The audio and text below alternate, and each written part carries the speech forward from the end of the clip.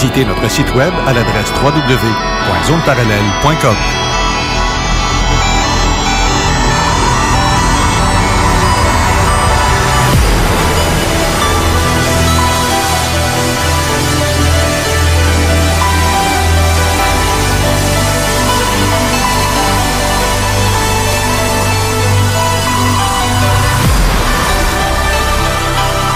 Voici Carole Lauzé. Bon samedi à vous tous et toutes et bienvenue dans la zone parallèle.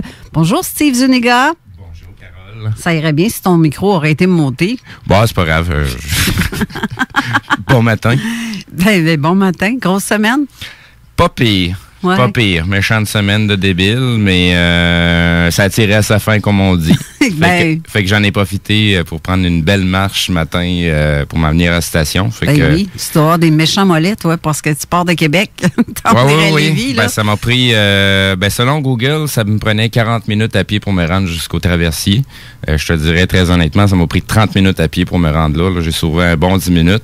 Puis de profiter des vieux quartiers de la ville de Québec avec le beau soleil qu'on a aujourd'hui. En plus, il fait vraiment beau. Le soleil est chaud en plus. C'est comme on dit, ça vide la tête. Là. Ça, c'est sûr. On est capable de respirer mentalement dans ce temps-là. Ça décrasse.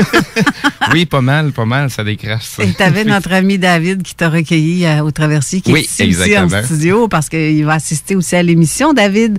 Et Mathieu aussi, Mathieu Tapin qui est en studio. Fait que dans le fond, on a un beau petit public. On a des auditeurs qui vont nous écouter de plus proche. C'est ça. Ça va bien, les gars? Oui, absolument. Ouais, c'est le fun. Non, mais c'est le fun, j'aime ça. Ça nous fait de la visite en studio. Puis oui. Ça fait des questions directes du public en plus pour notre invité aujourd'hui. Tu sais, des fois, ça amène des idées différentes, des points de vue différents qu'on ne voit pas nécessairement, mais que ça peut représenter quand même ce que les gens se posent, les auditeurs se posent comme question. C'est le fun de les avoir directement en ondes ici. Oui, puis aujourd'hui, notre invité, je vous le présente sur ce pas. Jean Deflore, bonjour. Bonjour tout le monde. Bonjour Carole, bonjour Steve. Bonjour à notre auditoire en studio. Mais on est chanceux de t'avoir ici parce que tu n'habites pas ici, toi. Tu es aux États-Unis. Puis là, c'est rare qu'on peut te toucher, parler, toucher. Effectivement, je suis revenu il y a quelques mois pour assister ma mère dans ses derniers jours. Ma mère qui avait l'Alzheimer. Et puis, elle est décédée au mois de décembre.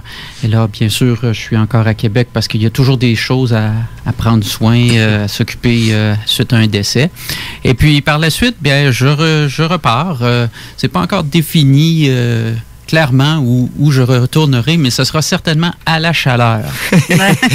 J'imagine. Oui, dans la chaleur, mais aussi dans le coin où il y a beaucoup de tornades puis toutes ces gugus-là. Parce qu'il me semble qu'aux États-Unis, vous êtes gâtés. Les ouragans, contrairement aux tornades, ça a une chose positive, c'est qu'on les voit venir comme les tempêtes de neige. Alors, on peut se préparer.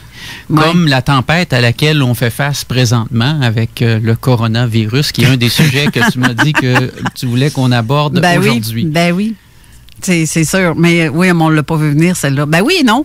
Parce que, en fait, des virus... Selon toutes les informations qui voyagent, on ne peut pas dire que tout est vrai ou que tout est faux, mais ça donne l'impression comme si ça fait plus longtemps que ce fameux virus-là existe. Mm-hmm. Puisque c'est comme si les médicaments ont été créés avant même que le virus existe. Et c'est de la façon aussi que l'ampleur que ça prend, que c'est un petit peu débile, là, t'as peu, là. C'est assez intense, justement, le nombre de virus qu'on voit passer. C'est ça, j'essaie de chercher tous les noms parce que c'est le COVID, me semble que c'est COVID-13 ou COVID-19, là, le vrai nom scientifique. Il y a eu le SARS en 2004, il y a eu le Avian en 2008. Le Swine en 2010, je connaissais même pas ça. Le MERS ou MER, je ne sais pas comment est-ce qu'on l'a dit, en 2012. Le Ebola en 2014, le Zika en 2016, l'Ebola encore en 2018 et le Corona en 2020. Après, ça va être quoi? C'est pas la première fois. Là. C'est comme l'histoire de Greta Thunberg. Là. C'est pas la première fois qu'une petite fille se présente à l'ONU pour faire son show. Là.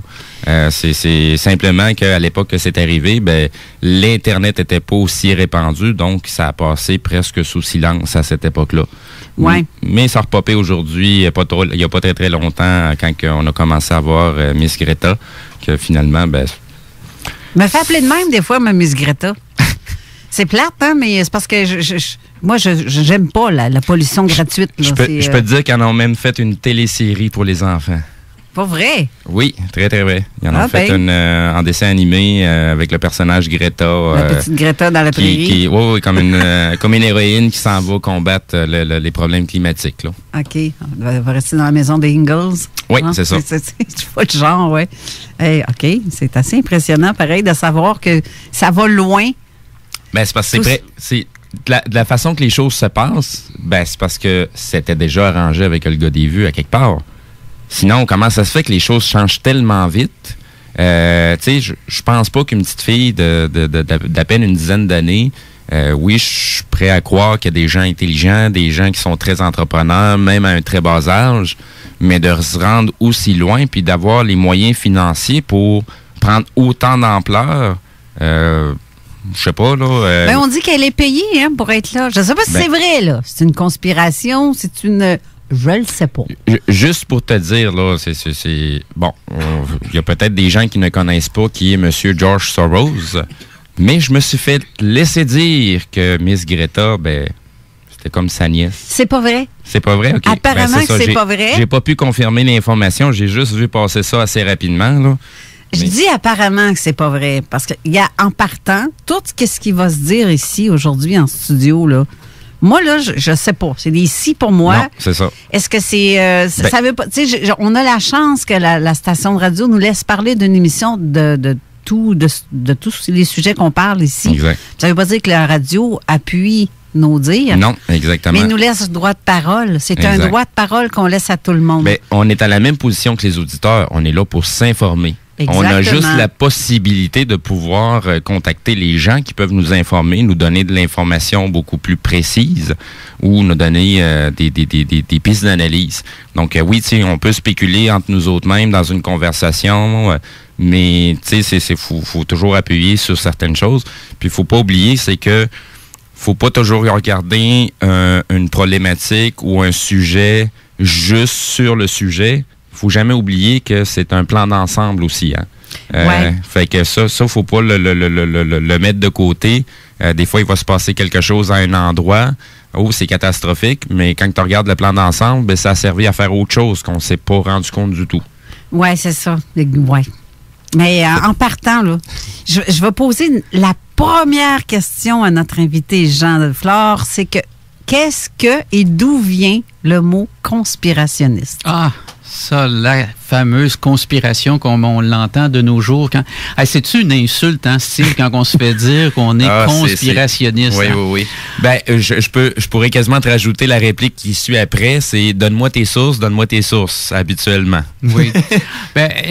L'histoire de rendre péjoratif le mot conspirationniste, ça vient de l'époque de l'assassinat du président Kennedy. Alors qu'il y avait toutes sortes de rumeurs qui circulaient et la CIA avait décidé de discréditer certains individus qui devaient témoigner en commission qu'on appelle parlementaire, nous autres, mais au Congrès, sur l'assassinat de Kennedy. Alors, on faisait courir des bruits à l'effet qu'ils étaient des farfelus conspirationnistes. Et c'est de là qu'est née toute cette affaire-là de cette connotation négative du mot conspirationniste. Mais moi, je voudrais juste vous rajouter une chose, c'est que les conspirations, ça existe dans le vrai monde et ça constitue même un crime. Aux États-Unis, quand quelqu'un conspire avec une autre personne, donc s'entend avec une autre personne pour commettre un crime, eh bien, vous pouvez être accusé de conspirer dans le but de de réaliser un crime. Exact. Donc, en fait, c'est parce qu'on dit à l'encontre de ce que les autres disent. On n'embarque pas dans le menterie, c'est juste ça. Ben oui, entre autres, c'est ça. Ben c'est exactement ça. On fait preuve d'esprit critique. Hein? On analyse et puis on prend pas pour, comme on dirait au Québec, pour du cash. Ben c'est drôle que tu dises ça. On prend pas pour du cash ce qu'on nous raconte. Mais c'est ce que tu viens de dire là, l'esprit critique. On se fait dire au contraire, nous, t'es conspirationniste, t'as pas d'esprit critique, pas en tout. C'est ce que je me suis fait dire. C'est parce que ça dépend aussi à qui tu parles. Ben oui. Il y en a comme ça qui prônent pour le... Il y a des gens qui sont très peu informés ou qui sont juste informés au niveau des médias conventionnels, c'est-à-dire la télévision, la radio, comme nous-mêmes. Puis tu as des gens qui vont aller s'informer un petit peu plus loin du côté Internet. Puis il y a des gens qui vont pousser encore plus loin l'audace. Ils vont même aller vérifier si les informations sont vraiment valides. Et bien des fois, on va découvrir aussi des informations qui n'ont jamais été divulguées, mais on réussit quand même à trouver des sources pour l'information qui est véhiculée. Bien des fois, la meilleure façon de s'interroger ou avoir des informations sur un endroit, c'est de le chercher ailleurs. Si je veux savoir qu'est-ce qui se passe à Québec, je suis mieux d'aller voir en Russie ou aux États-Unis que de vérifier directement ici à Québec pour savoir qu'est-ce qui se passe à Québec. C'est tout à fait vrai, Steve, de dire que quand on veut savoir les vraies nouvelles sur où on habite ou un sujet qui nous préoccupe, c'est d'aller voir ailleurs. Exact. Et moi, c'est pour ça que je fais régulièrement la tournée des médias. Alors, quand on nous dit qu'il y a des graves crimes qui sont commis aux États-Unis parce que la Russie se mêle de la politique américaine, on va voir qu'est-ce qui se passe sur les médias russes. On va voir ce qui se passe sur les médias arabes. Exact. On va voir ce qui se passe sur les médias iraniens. Alors, on voit... On peut, avec l'Internet, aujourd'hui, aller écouter et lire sur d'autres points de vue. C'est très enrichissant. Oui. Tu parles des médias alternatifs. Moi, ça fait au moins une quinzaine d'années que je suis les médias alternatifs et je suis de plus en plus critique envers les médias alternatifs parce que ils ont une tendance à exagérer. La nouvelle qu'ils sortent, elle est généralement bien fondée, mais ils l'amplifient, ils l'exagèrent. Elle est basée sur le sensationnalisme pour augmenter le nombre d'abonnés, le nombre de vues.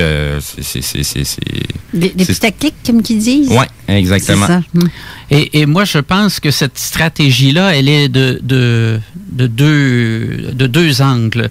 Un, parce que oui, ils veulent augmenter leur auditoire, mais surtout parce qu'ils ont des produits à vendre, exact. Parce qu'ils ont très peu d'annonceurs, d'une part, et d'autre part, ils reçoivent du financement, parce que c'est pas vrai qu'un gars comme Alex Jones, sa vie de la vente des T-shirts, quand il fait 5 $ par T-shirt, puis qu'il nous dit qu'il en vend 5 000, non, exact. Puis alors qu'on sait qu'il y a une opération de 20 personnes, puis que dans son divorce, on a appris combien de dizaines de millions de dollars il fait par année, c'est impossible. Donc, ça veut dire qu'il y a du financement aussi en arrière de tout ça et du gros financement. Pas juste du financement, ils ont aussi des équipes, là. Il y a bien des fois des médias alternatifs qui donnent l'impression que c'est un gars qui fait ça tout seul dans son sous-sol et qui est tabarouette, qui est super bien informé, il fait ça 24 heures sur 24. Non, c'est pas vrai. Il y a une équipe de 30 personnes qui travaillent avec. Exactement. Et il faut la payer, cette équipe-là. Exact. Et puis, donc, ce qui est important aussi, c'est comme autrefois, on se souvient, dans les années 70-80, on parlait des médias en France. On disait, tel journal est aligné à tel parti politique, à tel mouvement d'union, voyons, de syndicats. Ça résonne Coluche dans ma tête. Oui, c'est ça. Je sais pas pourquoi. Alors, les médias alternatifs, c'est la même chose. Ils sont alignés. Ils se disent indépendants, mais les gens qui les financent, eux aussi, ont des intérêts qu'ils poursuivent. Bien, justement, c'est qui les finance? Ah, ben là, il y a différents groupes. Il y a les gouvernements aussi. Il y en a qu'effectivement, c'est des gouvernements. On sait qu'ici au Canada, on a voté une loi pour financer certains médias. Alors, on peut encore là se poser des questions au bénéfice de qui et est-ce qu'on a maintenu la liberté d'expression réellement? Tu parles, Carole, de cette opportunité que la station vous offre ici et c'est de plus en plus rare ce type d'opportunité-là, à moins d'être un grand animateur de radio comme on voit aux États-Unis où ils font ce qu'on appelle syndication, où il y a plusieurs stations de radio qui se mettent ensemble pour passer une émission ou qui font partie d'un réseau alternatif de stations indépendantes. Exact, exact. Nous, ici, on a la chance que nos boss, là, c'est le public. Oui. Parce qu'on est une radio communautaire, mais pas privé, donc on a moins de... On peut se laisser aller un peu plus sans se faire taper ses doigts par le boss qui nous paye pour être là. Mais en fait, nous, on n'est pas payés pour être là. Non, c'est ça.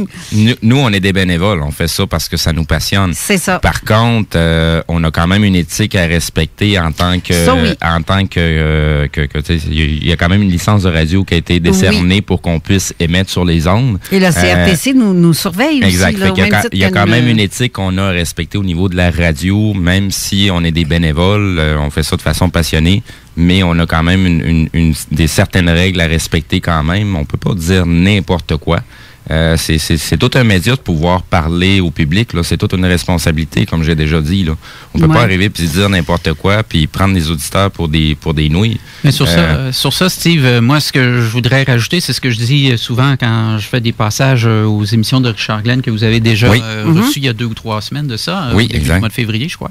Bien, les gens qui nous écoutent, là, on se fie sur leur intelligence pour aller vérifier l'information. On parle de certaines choses, de faire preuve de leur esprit critique, comme on disait il y a quelques secondes. Donc, si on dit des choses qui pour vous sonnent pas vraies, allez l'enquêter. Faites des recherches, trouvez d'autres sources d'informations en dehors des grands médias. S'il y a des sources, des documents qui sont donnés en référence, des recherches gouvernementales, des recherches universitaires. Allez lire le document. Allez plus loin que le grand titre. Parce que trop souvent, les médias, qu'ils soient les médias traditionnels ou alternatifs, on présente les grands titres, l'impact, ce qui a de l'impact et ce qui est choc, et on va pas dans le détail. Et comme on dit en anglais, the devil is in the detail. Hein? Alors, ce qui est important, c'est les détails. Et par exemple, je vous donne un exemple très pratique. Quand on dit que la vitamine C peut être utilisée pour traiter certaines conditions médicales, très rarement, on va vous expliquer les différences en termes de dosage. Non. Alors là, les gens, ils s'en vont à la pharmacie, ils s'achètent une petite bouteille de vitamine C, puis ils s'imaginent que ça va les guérir. Une 250 mg ou une 500 mg. Peu importe. Alors, il y a toute une science en arrière de ça, et il existe des sites sur Internet où on publie la recherche médicale et on peut trouver comment ça fonctionne et comment ils réussissent à obtenir des résultats avec la vitamine C en combinaison avec d'autres types de médications. Parce que bien souvent, c'est ça, c'est des combinaisons qui font qu'on obtient des résultats. Mais ça, dans les grands titres, dans les manchettes, que ce soit dans les médias alternatifs ou les médias traditionnels, on nous en parle pas. Non. C'est la manchette et ça va pas plus loin que ça. Donc, on revient à ce qu'on disait tout à l'heure. Il faut exercer notre esprit critique et surtout notre curiosité. Exact. Parce que les gens qui nous écoutent aujourd'hui, c'est qu'ils ont un esprit qui est au-delà de la norme en termes de curiosité. Hein? Et qui dit curieux, qui dit intelligence. Parce que c'est vrai. La curiosité est un signe d'intelligence. Je te dirais que les gens commencent à se poser de plus en plus de questions parce que les gens remarquent qu'il y a quelque chose qui ne marche pas. C'est ça qui est aujourd'hui, il y a 5-10 ans, j'aurais pas dit. Aujourd'hui, il y a des gens qui ont pas l'air à s'intéresser à ce genre de sujet-là. Puis c'est tout au contraire, ils sont très bien informés, ils ont juste jamais osé parler parce que c'était pas aussi commun comme conversation. Aujourd'hui, on se promène dans les ascenseurs pour avoir travaillé dans plusieurs entreprises privées de sous-traitance, mais tu sais, on travaille à travers les gens, on entend leurs conversations. Puis c'est les sujets de conversation que des fois, d'habitude, on entend la pluie puis du beau temps, puis le voyage en fin de semaine, puis là, aujourd'hui, on entend plutôt hey, t'as-tu vu ce qui s'est passé du côté de Trump? J'ai déjà entendu parler de Q, t'es-tu allé voir sur son site? C'est pas le genre de conversation qu'on entendait il y a quelques années. Aujourd'hui, ça devient de plus en plus commun, que ce soit dans un centre commercial, au Tim Hortons ou au travail. Je pense qu'on voit de plus en plus une scission dans notre société. Les gens que tu viens de décrire, qui sont pas nécessairement une majorité, puis tu as ceux qui sont encore plus engagés dans ce que moi j'appelle avec mes amis, ce qu'on nous on appelons le programme. Le programme, c'est ce que on a vécu là quand on est, on nous met à la garderie, après ça on va à l'école primaire, secondaire, cégep, puis là on nous pousse toute une le moule qu'on est supposé de passer là. C'est ça, exactement. Je crois qu'il y a vraiment là, puis ça se voit dans tous les pays du monde, hein, oui. et cette scission-là, elle est de plus en plus marquée. Occasionnellement, il y a des gens qui sont dans le programme, qui en débarquent, puis qui viennent nous rejoindre de l'autre côté. Oui. Mais la majorité est encore dans le programme. Oui. Mais c'est très positif, puis ça, on peut se dire que c'est en bonne partie grâce à l'Internet.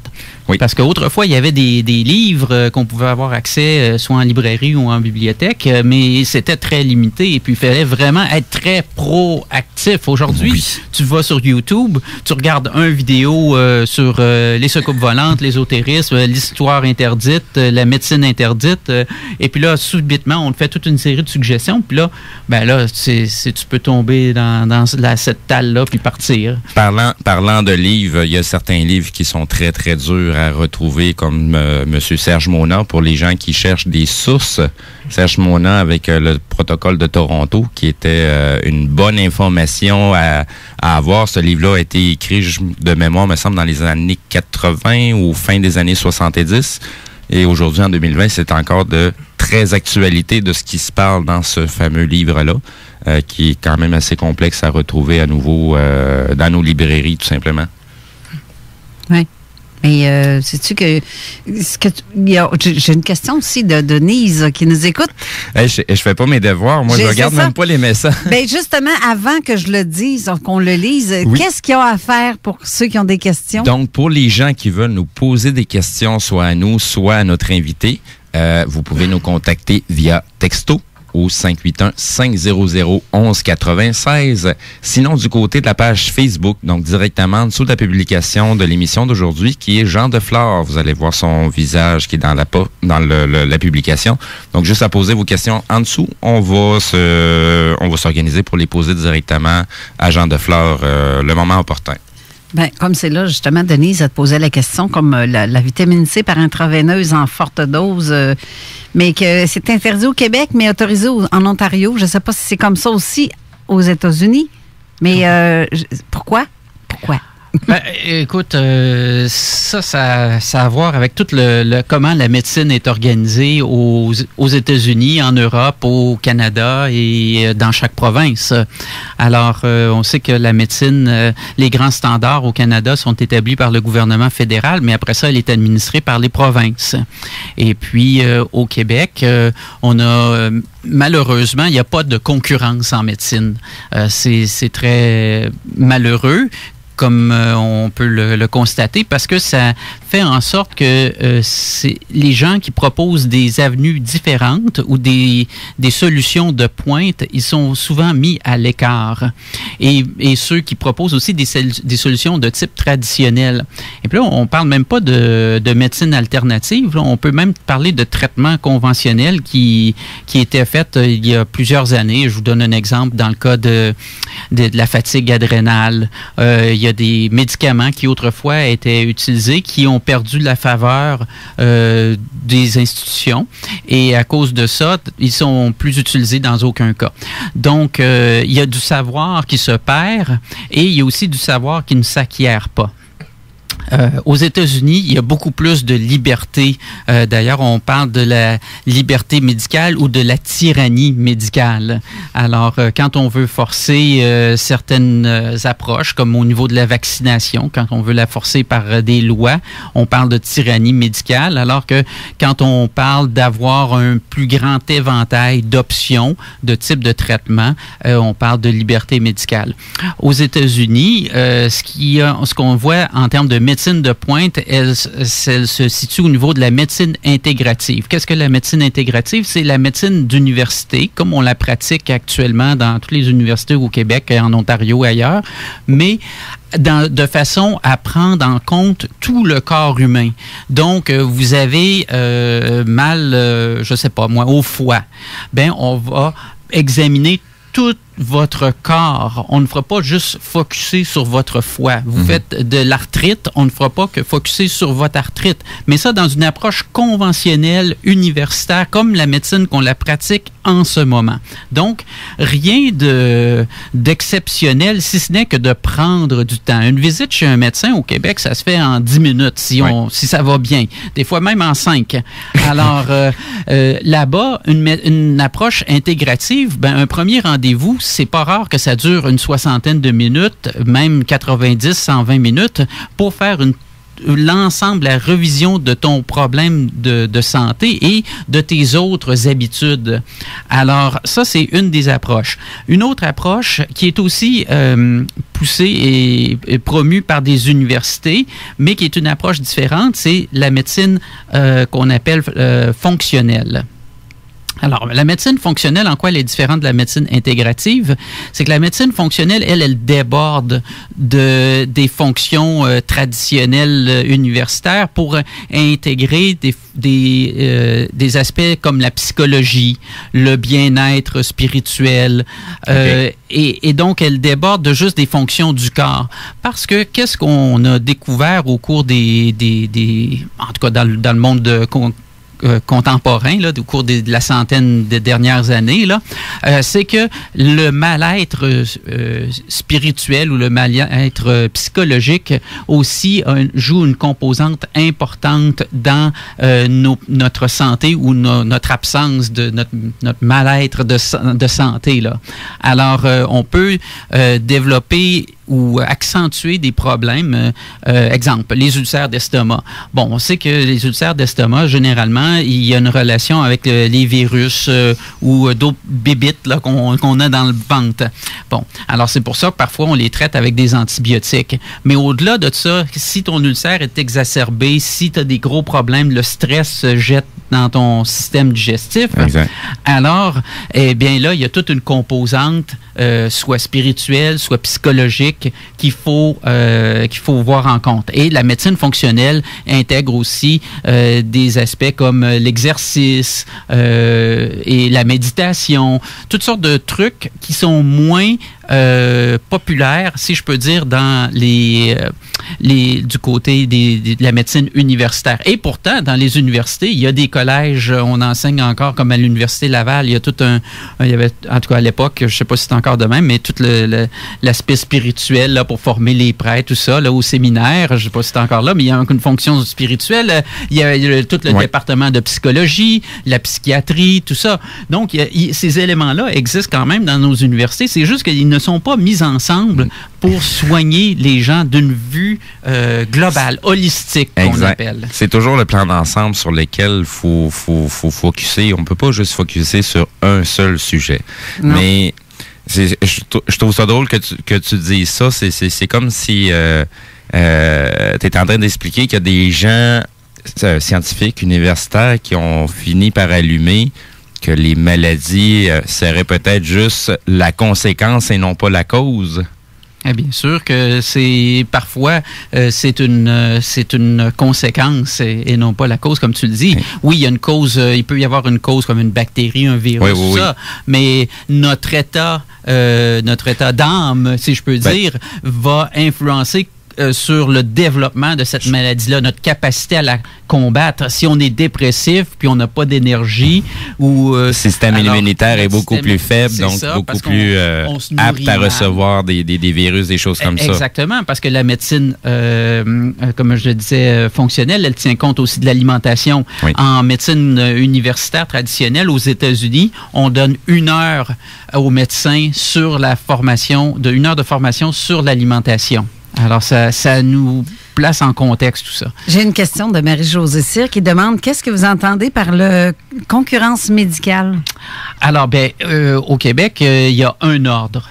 Ordre des médecins, alors qu'ailleurs, au Canada ou aux États-Unis, on reconnaît différents ordres. Par exemple, moi, j'ai un problème de santé chronique et j'ai été soigné par un DO. plutôt qu'un MD. Un MD, c'est un médecin traditionnel. Et un DO, c'est un docteur holistique.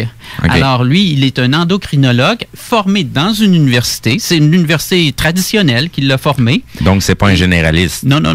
Et il travaille pour l'Université du Mont-Sinaï, le fameux hôpital juif très connu là, aux États-Unis. Ils ont différentes localisations, dont une à Miami.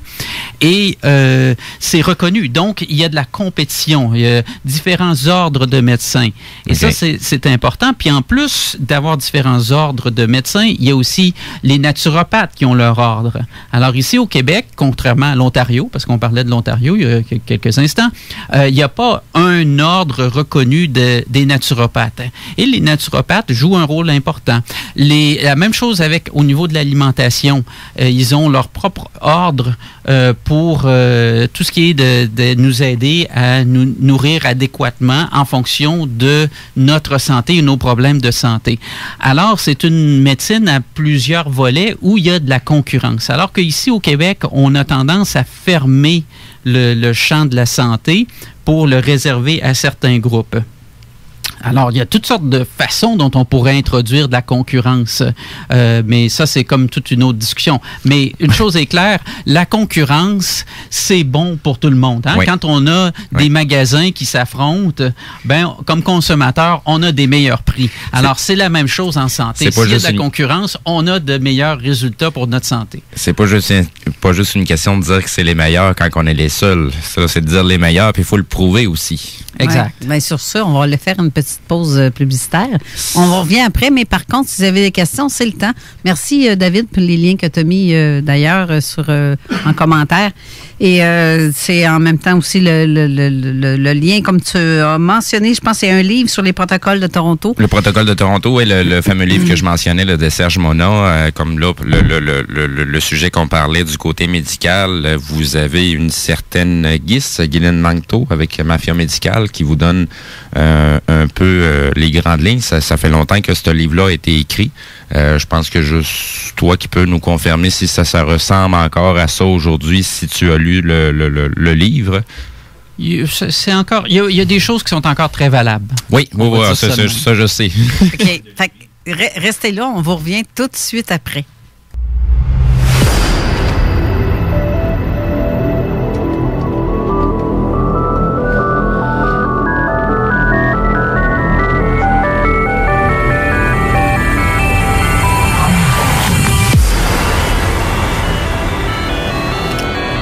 De retour en studio avec notre ami Jean Deflore et Steve à la co-animation, avec des invités en studio qui assistent. Mais avant de continuer de poursuivre, je vais faire un petit peu de météo parce que la dernière fois, j'ai comme négligé. Je vais te régler ça en 2 secondes. Il fait beau. Oui, il fait beau soleil. Il fait présentement moins 5 degrés, ressenti moins 9 en ce moment, mais on annonce moins 2 cet après-midi. Soleil mur à mur. On va avoir une superbe de belle semaine. Demain, annonce 2 degrés. Sauf que lundi, mardi, par exemple, c'est moins 5 pour lundi avec de la neige, 80% de probabilité. Et mardi, 90% de probabilité d'averse de neige ou de pluie, tout dépend du secteur, parce que c'est quand même 0. Fait qu'on n'est pas sûr. Ça peut être une petite mini-tempête annoncée, mais on n'est pas certain. Mais en tout cas, le retour du soleil pour mercredi avec 0 degré, jeudi 0 degré, un peu plus de soleil. Vendredi, un petit peu de neige aussi avec 70% de probabilité. Et samedi prochain, il va faire encore beau. On est chanceux, hein? On a des belles journées quand même. C'est ça, pour venir en studio en plus. Oui, surtout. Surtout si tu viens à pied. Mais je te dis que c'est un très bon exercice de partir de chez moi, me venir à la station à pied. J'ai le temps de réfléchir, de me poser des questions, me préparer à l'émission, réfléchir à 50 millions d'autres choses aussi. Puis plus il fait beau, plus l'horizon est très beau à regarder, comme on dit. On m'a t'appelé M. Mollet, ça continue comme ça. Je ne devrais pas avoir un coup de pied dans le derrière avec ces jambes-là. Moi, je suis sûr qu'ils sont pas mal plus nerfés que les miennes. Mais bref, pour le retour avec notre... Je suis non bien poli.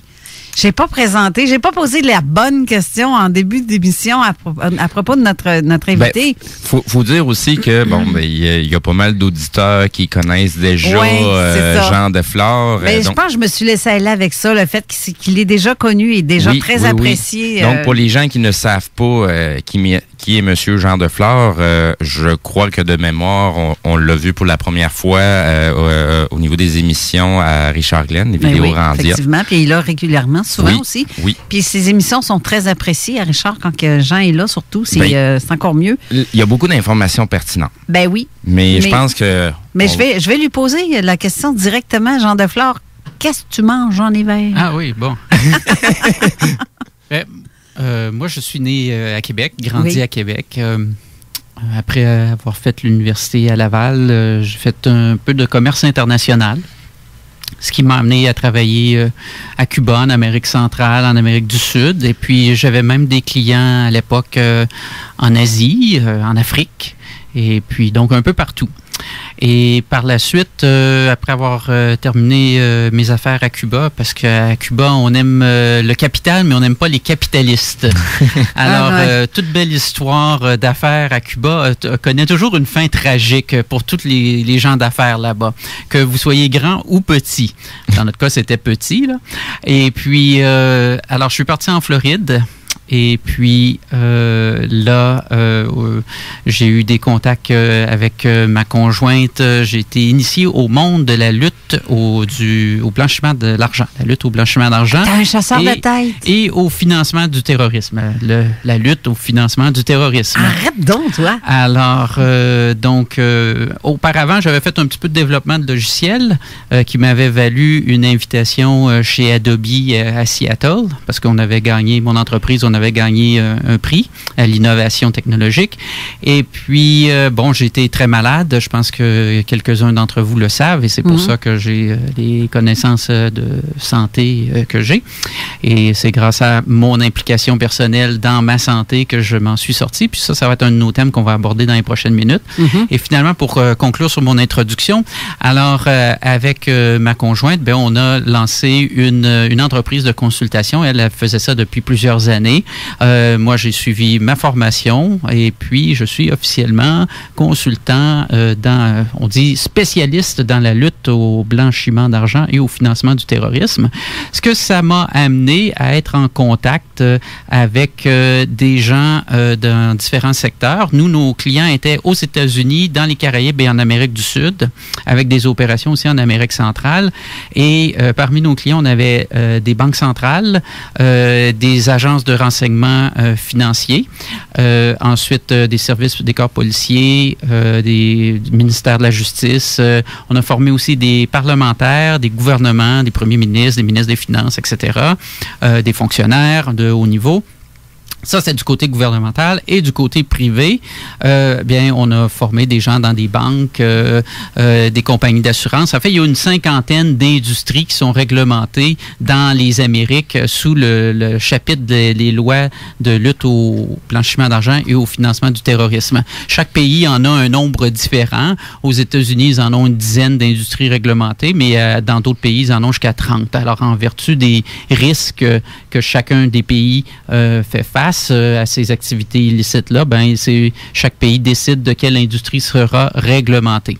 Alors, c'est ça. Et puis, ça m'a amené à être formateur pour une des 10 plus grandes banques au monde, que je n'ai pas le droit de dire qui c'est en raison de nos accords de confidentialité. Exact. On pourra se le dire une fois que les micros seront fermés. Entre amis, je me permets de le dévoiler, mais pas à la radio. Et on promet de ne pas le répéter. Je ne vais pas te mettre dans la chenoute non plus. C'est ça, exactement.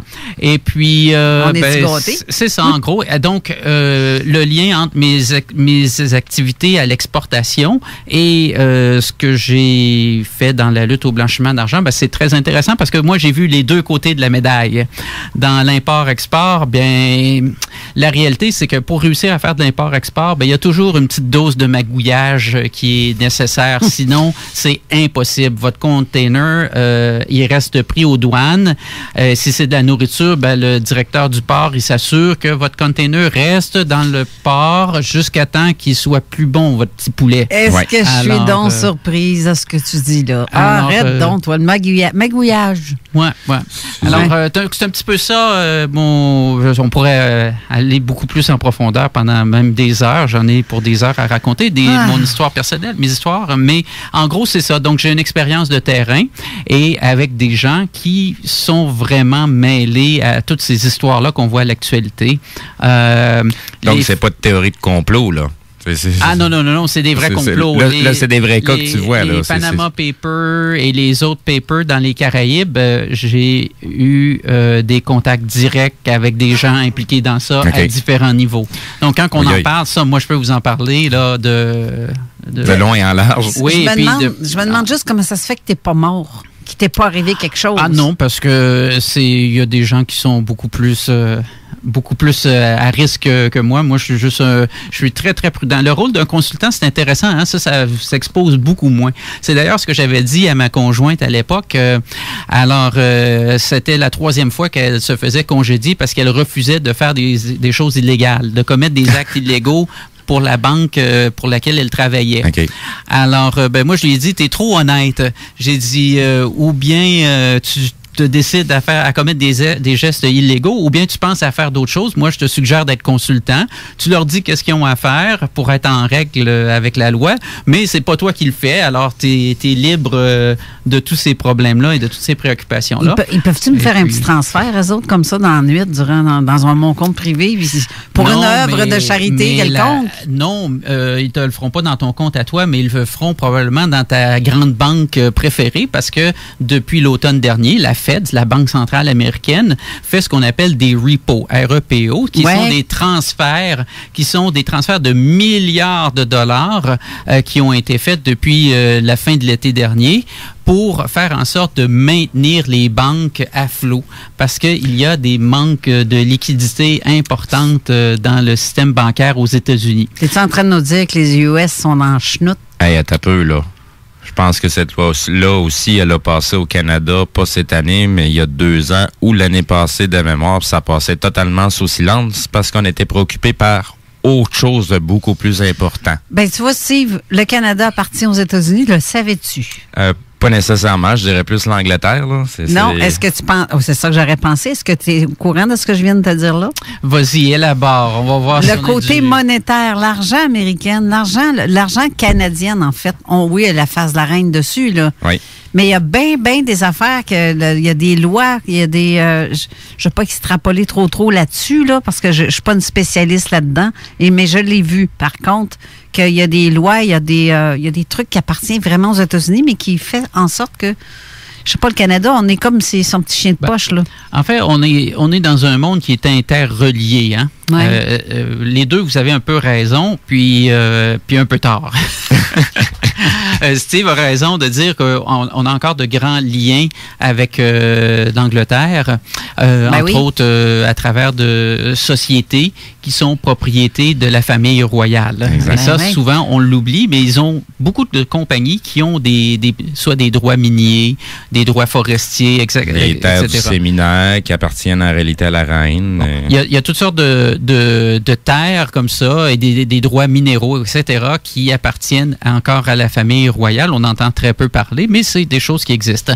D'un autre côté, on a des ententes comme l'accord de libre-échange qui créent des tribunaux administratifs qui font en sorte que les États-Unis, le Mexique et le Canada, ils doivent s'entendre sur certaines choses. Et c'est là, entre autres, que les États-Unis exercent leur influence. Il ne faut pas oublier aussi que les États-Unis, c'est le premier partenaire économique du Canada. Oui. Alors, veut pas, on est attaché, là. On n'est pas le 51e État des États-Unis, mais du point de vue économique, c'est tout comme presque. C'est ça. Alors, c'est normal, à cause du volume, c'est notre voisin. Oui. Quand la France, la Belgique, le Luxembourg, la Suisse sont tous un à côté des autres, ils ont une étroite collaboration avec l'Allemagne. On s'en sort pas, c'est des pays voisins. Et finalement, il y a tout un aspect que vous n'avez pas touché, ce sont les traités internationaux, comme ceux pour... les accords, comme ceux liés à la lutte au terrorisme et au blanchiment d'argent. Bien, le Canada est membre d'organisations internationales et quand on devient membre de ces organisations-là, comme le GAFI, qu'on l'appelle en français, c'est à Paris, cette organisation-là, eh bien, on s'engage à mettre de l'avant, à appliquer les lignes directrices que ces organisations-là nous proposent. Et de là, la fameuse expression des conspirationnistes, le gouvernement mondial. Le nouvel ordre mondial. Le nouvel ordre mondial. Alors, c'est une réalité. Ça existe pour de vrai. Et ça fait partie des factions qui s'affrontent dans le monde pour essayer de tirer la couverte de leur côté. Parce qu'au fond, c'est quoi le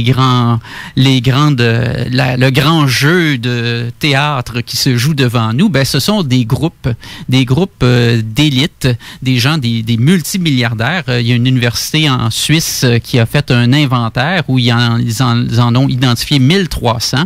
Ces 1300 personnes-là détiennent 40% de tous les avoirs du monde et donc et leurs sociétés détiennent 60% de toute la finance au monde, quelque chose comme ça. Donc toutes des initiés, ça. Oui. Et l'affaire, si je peux dire, dans tout ça, c'est que ce sont des gens où les alliances se font et se défont. Et c'est pour ça l'impression qu'on a que le monde va s'effondrer devant nous là, dans les prochaines années. Là. Les gens s'inquiètent. Là. Je me souviens à l'époque, quand j'écoutais les émissions à Richard Glenn sur le câble dans les années 80, là, c'était la fin du monde demain matin. Oui, oui. Et puis d'ailleurs, j'avais envoyé à Carole une liste de catastrophes qui nous guettaient depuis l'an 2000. Exact. Alors, en commençant avec le bug de l'an 2000, à chaque année, il y a une nouvelle qui fait que c'est la fin du monde. En 2012, c'était le monde, le fin du calendrier Maya. En tout cas. On panique. Oui, c'est carrément ça. C'est la panique. Ils veulent créer la peur. Qu'est-ce qu'ils font? C'est l'objectif. Alors ça, je rattache ça avec ce que je viens de vous dire, c'est que les alliances se font et se défont parmi ces groupes d'élite-là.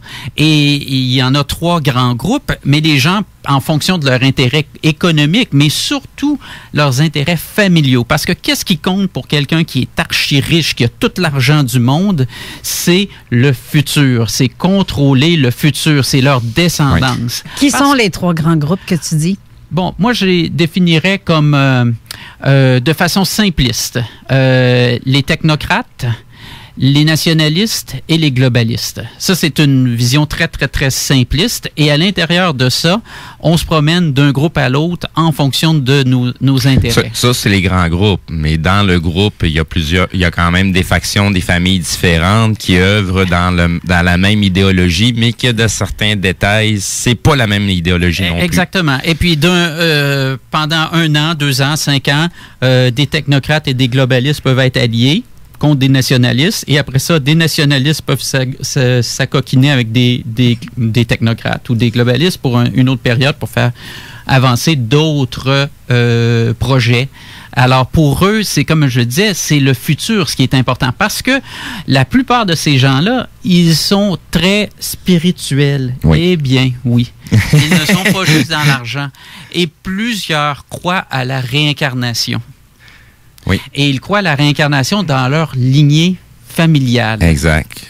Et ça, on en parle très, très peu, mais les gens qui sont très, très, très fortunés, ils sont juste une raison dans familiale. Ce qu'on appelait autrefois les choses occultes. Hein? L'hermétisme. Oui, c'est ça, l'hermétisme. Exactement. Donc, mais c'est ça, dans le fond, c'est pas juste une question de vouloir maintenir la fortune dans la famille, là, ça va au-delà de ça, là. Ben, moi, je suis pauvre, puis je crois à ça, la réincarnation, mais mon cash ça réincarne pas, lui, ça suit même pas. Non, c'est que c'est pas pour les mêmes raisons. Non, c'est sûr. Imagine la situation qu'on reconnaisse que l'être humain est en mesure de se réincarner. Oui. Qu'est-ce qu'on ferait par rapport à nos avoirs ou par rapport à ce qu'on a entrepris dans notre ancienne vie? Puis s'il y a une façon d'établir un lien entre le nouvel être humain, qui est l'incarnation d'un autre être humain qui a vécu X temps en arrière. Check bien. Tu nais tout nu. Tu repars tout nu. Exact. Si t'es pas tout nu, ton linge, oui, tu pourris. Fait que ça, je vais t'ostiner là-dessus. Tu repars avec rien. Ça, je vais t'ostiner là-dessus. Non, je parle physiquement, là. Oui, physiquement. Je parle physiquement. Tu nais tout nu, t'as rien. C'est parce que la réalité n'est pas juste un monde physique. C'est sûr, mais ce que je veux dire que quand que je meurs, moi, là, mes biens, comment je serais la plus riche du monde? Ça me donne pas le plus de lumière en dedans de moi. Et si tu serais la reine d'Angleterre? Sainte, je voudrais même pas. Non, mais oublie la reine d'Angleterre, comment qu'elle est présentement, là, ou de la façon qu'on l'aperçoit. Là. Imagine là, que c'est toi la reine d'Angleterre. Tu as fait ce que tu as voulu, comme tu as voulu, durant ton règne. Tu décèdes, tu reviens. Est-ce que ça te tenterait-tu de reprendre ton pouvoir? Je suis pas sûre. Parce que tu as cette conscience-là aujourd'hui? Je suis pas sûre de vouloir revivre la richesse donnée entre tes mains, là, comme ça. Là. C'est pas ça la vie pour moi. La vie, là, c'est en dedans, c'est d'apprendre, c'est de l'amour, c'est ça le plus important, c'est d'aider l'autre. Penses-tu que la reine va aider à lever le petit cul qui vient de se planter? Elle va donner l'ordre, regarde, pense-toi, va le chercher, là. Je suis pas de même, moi. Je vais aider moi-même. Je donnerai pas d'ordre à donner. C'est ça l'affaire.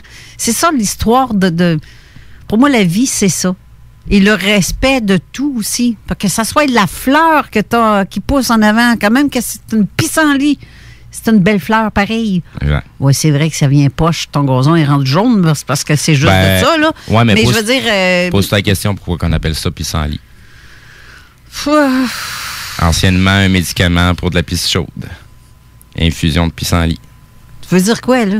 Ben, c'est simplement, tu mentionnais les pissenlits comme si... Tu bois du jus de pissenlit, toi? Non, mais c'est parce que tu mentionnes les pissenlits comme si ça serait de la mauvaise herbe. Ben non, mais c'est parce très loin d'en être de la mauvaise herbe. Exactement, c'est tout, même du chien-dent. C'est un médicament naturel. C'est pour vrai, là, pas injurier, mais tu as une blessure, tu vas prendre une feuille de chien-dent, tu vas l'appuyer sur ta blessure, elle va guérir vraiment plus vite que... Puis pourtant, c'est un produit naturel. Mais bref, je veux pas qu'on fasse l'émission sur les pissenlits et le chien-dent, là, c'est pas ça le but. Non, mais tu démontres une chose, c'est qu'au bout de la ligne, tu sais, il y a des vrais humains et il y a des entreprises qui sont loin d'être humaines. Ben, il y a des humains que c'est plutôt l'entreprise en tant que telle. Ils sont des entreprises à eux seuls. Puis c'est ça. Ça, c'est pas humain. C'est robotisé. C'est pas ça la vie, là.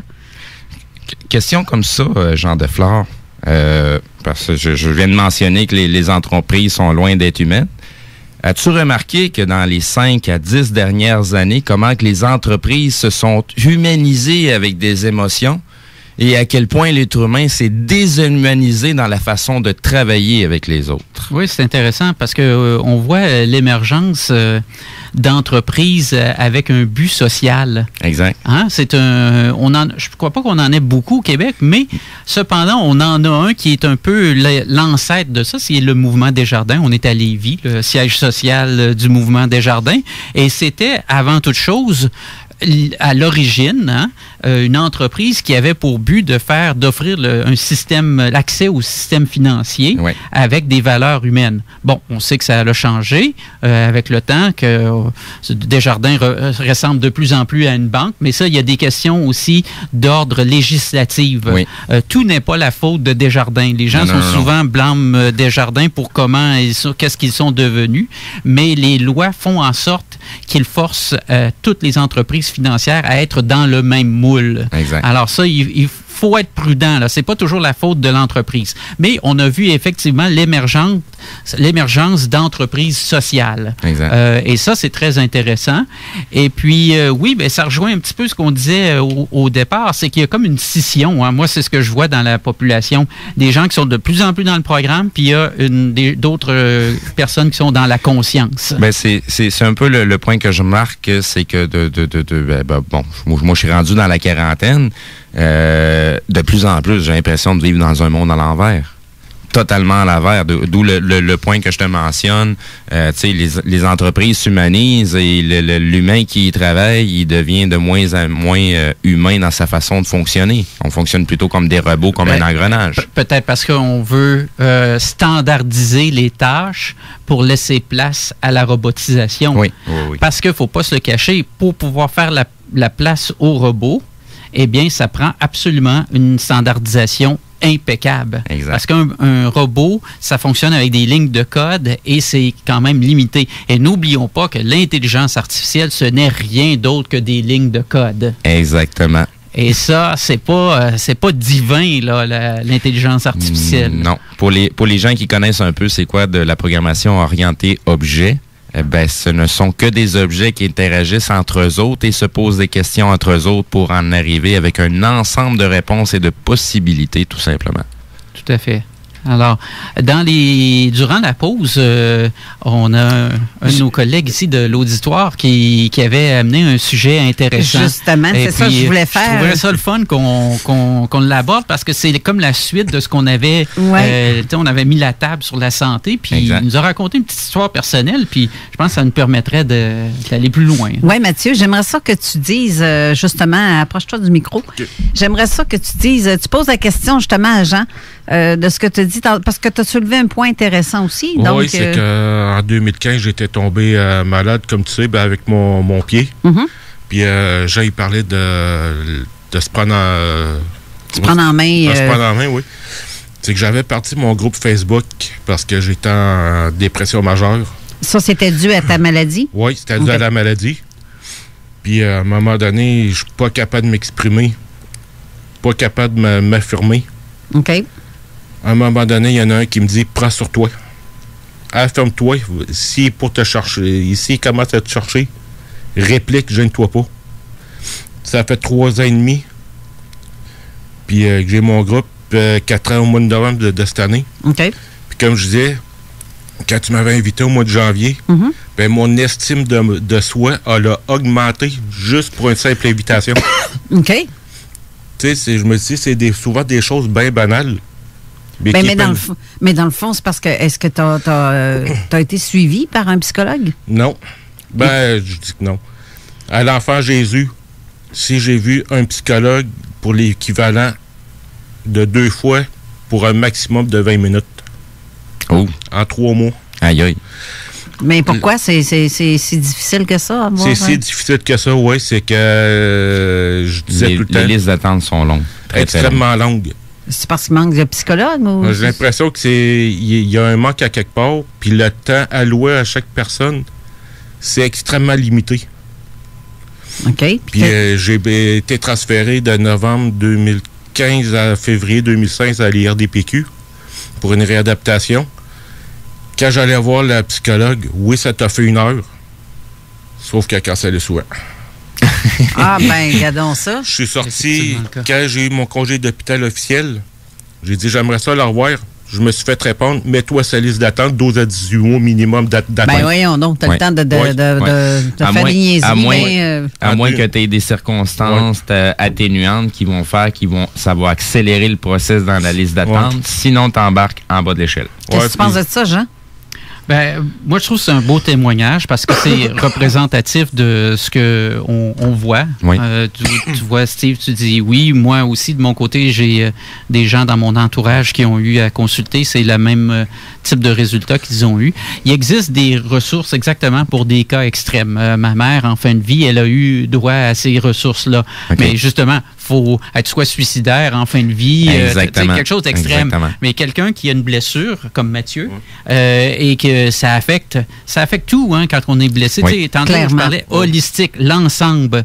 Alors, ça a commencé avec une blessure au pied qui a comme déclenché d'autres aspects qui étaient latents dans ton être. Mais moi, ce que je retiens de tout ça, c'est que le secret, c'est de se prendre en main. On ne peut pas confier aux autres notre santé. Le système de santé est un outil, comme un crayon, une brocheuse, une paire de ciseaux. Et si on commence à voir le système comme ça, eh bien, à ce moment-là, on va en retirer de plus grands bénéfices. Ce n'est pas pour dénigrer la fonction de médecin. Moi, j'ai une excellente relation avec mon médecin. Il est dans le privé. C'est certain que quand on a la chance, les moyens d'aller dans le privé, ça vaut la peine parce qu'il te dédie plus de temps. Oui. Quelqu'un qui est pris dans le système privé, ils sont pris avec des quotas qu'ils ne sont pas capables d'atteindre. Faut se le dire honnêtement, s'ils veulent offrir une médecine de qualité. Donc, moi, je trouve ça formidable ce que Mathieu a fait parce que il s'est pris en main puis il a trouvé les ressources. Le groupe Facebook, c'est une façon justement d'avancer et de trouver des gens qui ont des problèmes en commun. Et puis, l'autre fois, au souper ufologique de Yann Vadnet, j'ai fait une petite intervention et puis... Plus du Garpin que de Yann Vadnet, là. Merci de faire la correction du Garpin, dont Yann animait et avait fait une très bonne présentation. Et moi, j'avais fait une petite introduction sur le sujet que l'ufologie est en changement profond. Et ce que j'avais pas eu la chance d'ajouter à cet événement-là, c'est que les groupes de support, un peu comme le principe des groupes des AA, bien, en fait, on trouve un groupe de support qui vise à nous soutenir dans notre problématique. Et on trouve des gens qui ont un vécu similaire et on échange des trucs. Et ça nous permet d'avancer, puis on fait nos recherches. Et puis, il y a des opportunités dans la vie. Il faut être ouvert aux opportunités qui sont présentées à nous. Mathieu a eu cette invitation de Carole et ça a déclenché quelque chose de positif. Donc, il faut être à l'écoute. C'est très important de ce que l'univers nous envoie. Oui, mais c'est ça que j'avais fait justement. Puis à chaque fois, je vais repartir d'ici, là. Je vais avoir le gros sourire dans la face jusqu'à la fin de semaine prochaine. Je suis contente de savoir ça. Puis en plus, la semaine prochaine, je te réinvite à revenir parce qu'on va avoir Raymond Choquette qui va être en studio. Puis je te ramène sur la franc-maçonnerie que j'ai trouvée sur Internet. Oui, c'est justement, et justement, en parlant de franc-maçonnerie, Illuminati, etc., tout ça, ces affaires-là, est-ce que c'est eux? C'est ça. On va parler de ça la semaine prochaine, mais pense à ma question, Jean, parce que, est-ce que tu en connais, des Illuminati? Ou ça dit quoi, selon toi, là, de façon plus réaliste, c'est quoi des Illuminati? Les Illuminati, c'est... une des factions qui travaille à l'imposition de leur plan. Mais c'est une des factions qui se regroupe dans une des 3 factions qu'on a parlé tout à l'heure. Donc, c'est pas les Illuminati dans un monde ésotérique, là? Est-ce qu'on parle de la même chose? Oui, parce que quand je vous ai laissé tantôt sur votre échange, là, mais c'est les archi-riches, cette élite-là dont on parlait, eh bien, je l'ai dit, ils ont des croyances spirituelles. Les Illuminati, dans le fond, c'est des spirituels. Alors, il y en a qui sont entre guillemets, de tendance luciférienne, donc Illuminati, d'autres tendances, mais c'est certain qu'ils ont des croyances liées au monde de l'invisible. Donc, ça n'a rien à voir avec le bien ou le mal, là. Ah non, parce que dans leur perception, ils cherchent à établir un monde plus amoral. Okay. Et ça, c'est très important pour eux, qu'il y ait des milliers ou des millions de personnes qui meurent dans la crise du coronavirus, pour eux, c'est immatériel. C'est pas important. Parce qu'il y a un plan, il y a une stratégie et ils ont un objectif à atteindre.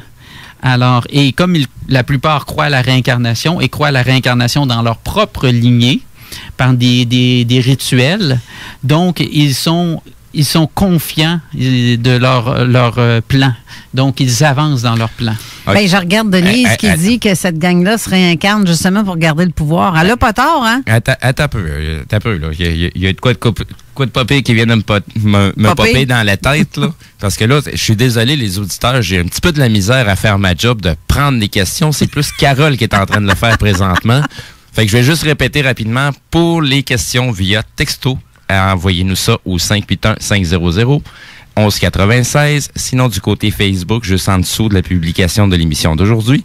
Mais sinon, ce qui m'a popé dans la tête, avec qu'est-ce que tu viens de dire, Jean, il y a une certaine époque, il y a une demoiselle aux États-Unis qui a fait un arbre généalogique des présidents et a découvert qu'il y avait des affiliations entre plusieurs personnes entre eux autres qui ont tous été présidents des États-Unis et d'autres mondes qui ont occupé des postes importants à travers le monde. Tu veux dire quoi, là, une fesse gauche, cousin de la fesse gauche?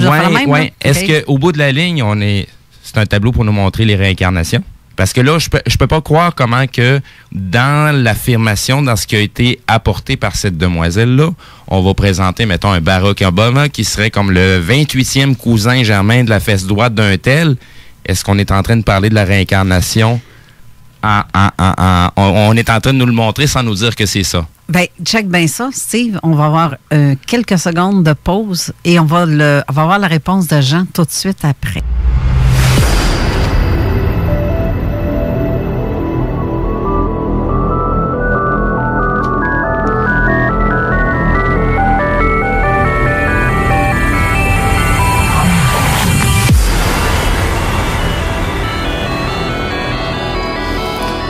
De retour en studio avec notre invité Jean Deflore. Et là, j'ai David qui tient en main mon cellulaire. Je vais vous offrir un petit 20 minutes de vidéo directe en studio sur notre page Facebook de Zone Parallèle.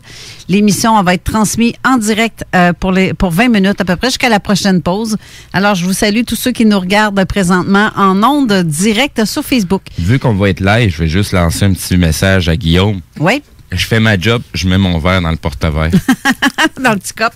Oui, c'est ça. Donc, mais tu as posé une question, mais en même temps, on a eu des commentaires aussi. Ben, je te dirais, on est plus rendu à Jean qui allait nous communiquer quelque chose. Fait que je vais lui laisser le temps d'en parler, puis après ça, je vais embarquer sur le commentaire d'un de nos auditeurs qui est très pertinent, mais c'est aussi voulu ce qu'on est en train de faire là présentement. Exactement. Donc, Jean, je vais te laisser la parole pour la question avant que tu peux donner... Je vais faire comme tout bon politicien. Quelle était la question? Ça va me donner le temps de penser à la réponse. On était rendu où exactement? Je pense qu'on a tellement embarqué sur des choses différentes. OK, ben je pense qu'on va passer tout de suite d'abord... Tu ne te souviens pas de ta question? Non, pas en tout. Quelqu'un va nous l'envoyer par Facebook. Ah oui. Non. T'as peu. Ça me revient, là. Non, c'est parce que, tu sais, faut comprendre aussi que, tu sais, des fois, quand on a ce genre d'émission-là, tu sais, dans les sujets qu'on embarque, faut réfléchir avec un plan d'ensemble. Et pendant que des fois qu'on discute avec des gens, il y a des lumières qui s'allument. Comme la lumière qui m'est allumée dernièrement, de comprendre que finalement, ce qu'une certaine demoiselle avait fait comme arbre généalogique sur les présidents et l'information qu'on vient de nous mentionner par rapport à ces gens-là sont très spirituels et croient à la réincarnation, ben c'est comme faire 1 + 1 = 2. C'est peut-être rapide, j'ai pas de preuves pour l'avancer, mais c'est une réflexion spéculative, comme on dit. Oui. Écoute, première des choses, c'est comme ce qu'on disait en début d'émission, il faut faire attention parce que on ne sait pas vraiment cette recherche-là. Moi, je ne l'ai pas faite. Non, c'est ça. Non, c'est ça. On se fie à quelqu'un qui nous raconte quelque chose. Exact. Et si on n'a pas été vérifier les informations, est-ce qu'elle a documenté son arbre généalogique? Est-ce qu'on a toutes les références? Est-ce qu'on a fait des spot checks, des vérifications au hasard, voir si les documents qu'elle nous présente sont des originaux? On ne peut pas le savoir. Mais pour le plaisir de la discussion, assumons que c'est vrai, mais seulement pour le plaisir de la discussion. Pour quelques instants, faisons juste l'exercice. Une fausse nouvelle, soyons prudents. Alors, mais si c'est vrai, c'est très intéressant et ça expliquerait bien des choses. On sait que, entre autres, du côté de la mère de Obama, du président Obama, elle était au service de la CIA. Et on dit que son père adoptif, il était lui aussi agent de la CIA. Donc, il y a des choses qui sont, qu'on pourrait dire qui sont probables. Dans tout ça. Ça se limite un petit peu à ça, mon commentaire, mais c'est une piste de réflexion intéressante. Et moi, je trouve que s'il y avait quelqu'un dans l'auditoire qui est passionné par ce sujet, ben, lui ou elle pourrait aller pousser la recherche, puis à un moment donné, ben, dire, hey, je vous ai fait cette recherche-là, puis j'ai trouvé tel élément, je pourrais venir vous en parler au micro. Exactement. Avec les recherches, les preuves. Ça pourrait être un sujet très intéressant. Mais je pense que pour aujourd'hui, c'est le plus loin qu'on peut aller, vu qu'on n'a pas fait cette vérification. Cependant, je veux t'amener sur une autre piste.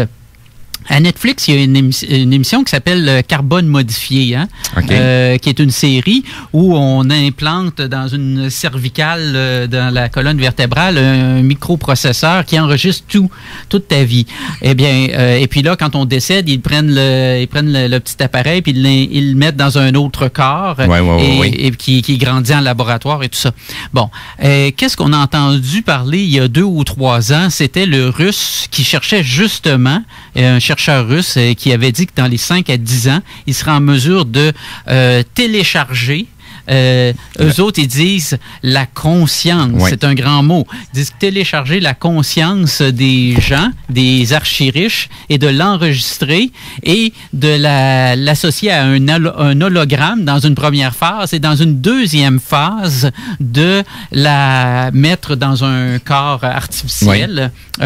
Là, l'histoire ne dit pas si c'est un corps mécanique ou biologique. Ou entre les deux. L'émission Carbon Modified, c'est justement des corps biologiques. Alors, on sait que la recherche avance beaucoup. En Chine, entre autres, ils ont fait beaucoup de recherches sur les chimères. Les chimères, qu'est-ce que c'est? C'est des croisements génétiques entre des animaux et de l'ADN humain. Entre autres, on le fait pour créer des pièces de rechange. On sait que la Chine est le premier producteur mondial d'organes pour les transplantations. Tu me fais penser à un film, L'île. Oui, entre autres. Alors, donc, il y a toutes sortes de recherches qui se font. Puis, il n'y a pas longtemps, en Chine, on nous avait aussi annoncé qu'ils avaient créé la première personne modifiée génétiquement. Hein? Oui. Et puis c'était pas Raël qui a fait ça? Non, ça, c'était... alors, les gens qui travaillaient autour de Raël ne sont supposément pas chinois. Ils sont supposément extraterrestres. Exact. Alors... C'était juste une petite parenthèse, juste pour dire qu'aujourd'hui, Raël est rendu avec un turban sur la tête parce qu'il veut continuer son mouvement, mais c'est une autre histoire. En Afrique, d'ailleurs. En Afrique, OK. Oui, il n'est plus au Japon. J'ai vu ça dernièrement. Il est en Afrique. Mais bon, on blague beaucoup. Et puis, moi, ça me fait beaucoup plaisir qu'on amène de l'humour dans ces sujets-là parce que souvent, c'est trop pris au sérieux. Hein? Les gens qui sont là-dedans, ils sont un peu fanatiques et puis c'est difficile d'avoir faut avoir un pied de recul aussi à travers tout ça parce que on vit quand même dans une société. Oui, le sujet est intéressant, mais il ne faut pas se faire inonder par le sujet non plus. C'est ça. Puis il faut prendre ce qui nous fait du bien, puis laisser tomber le reste. Hein? Ce qui nous convient pas, ben on le prend pas, puis c'est pas plus grave que ça.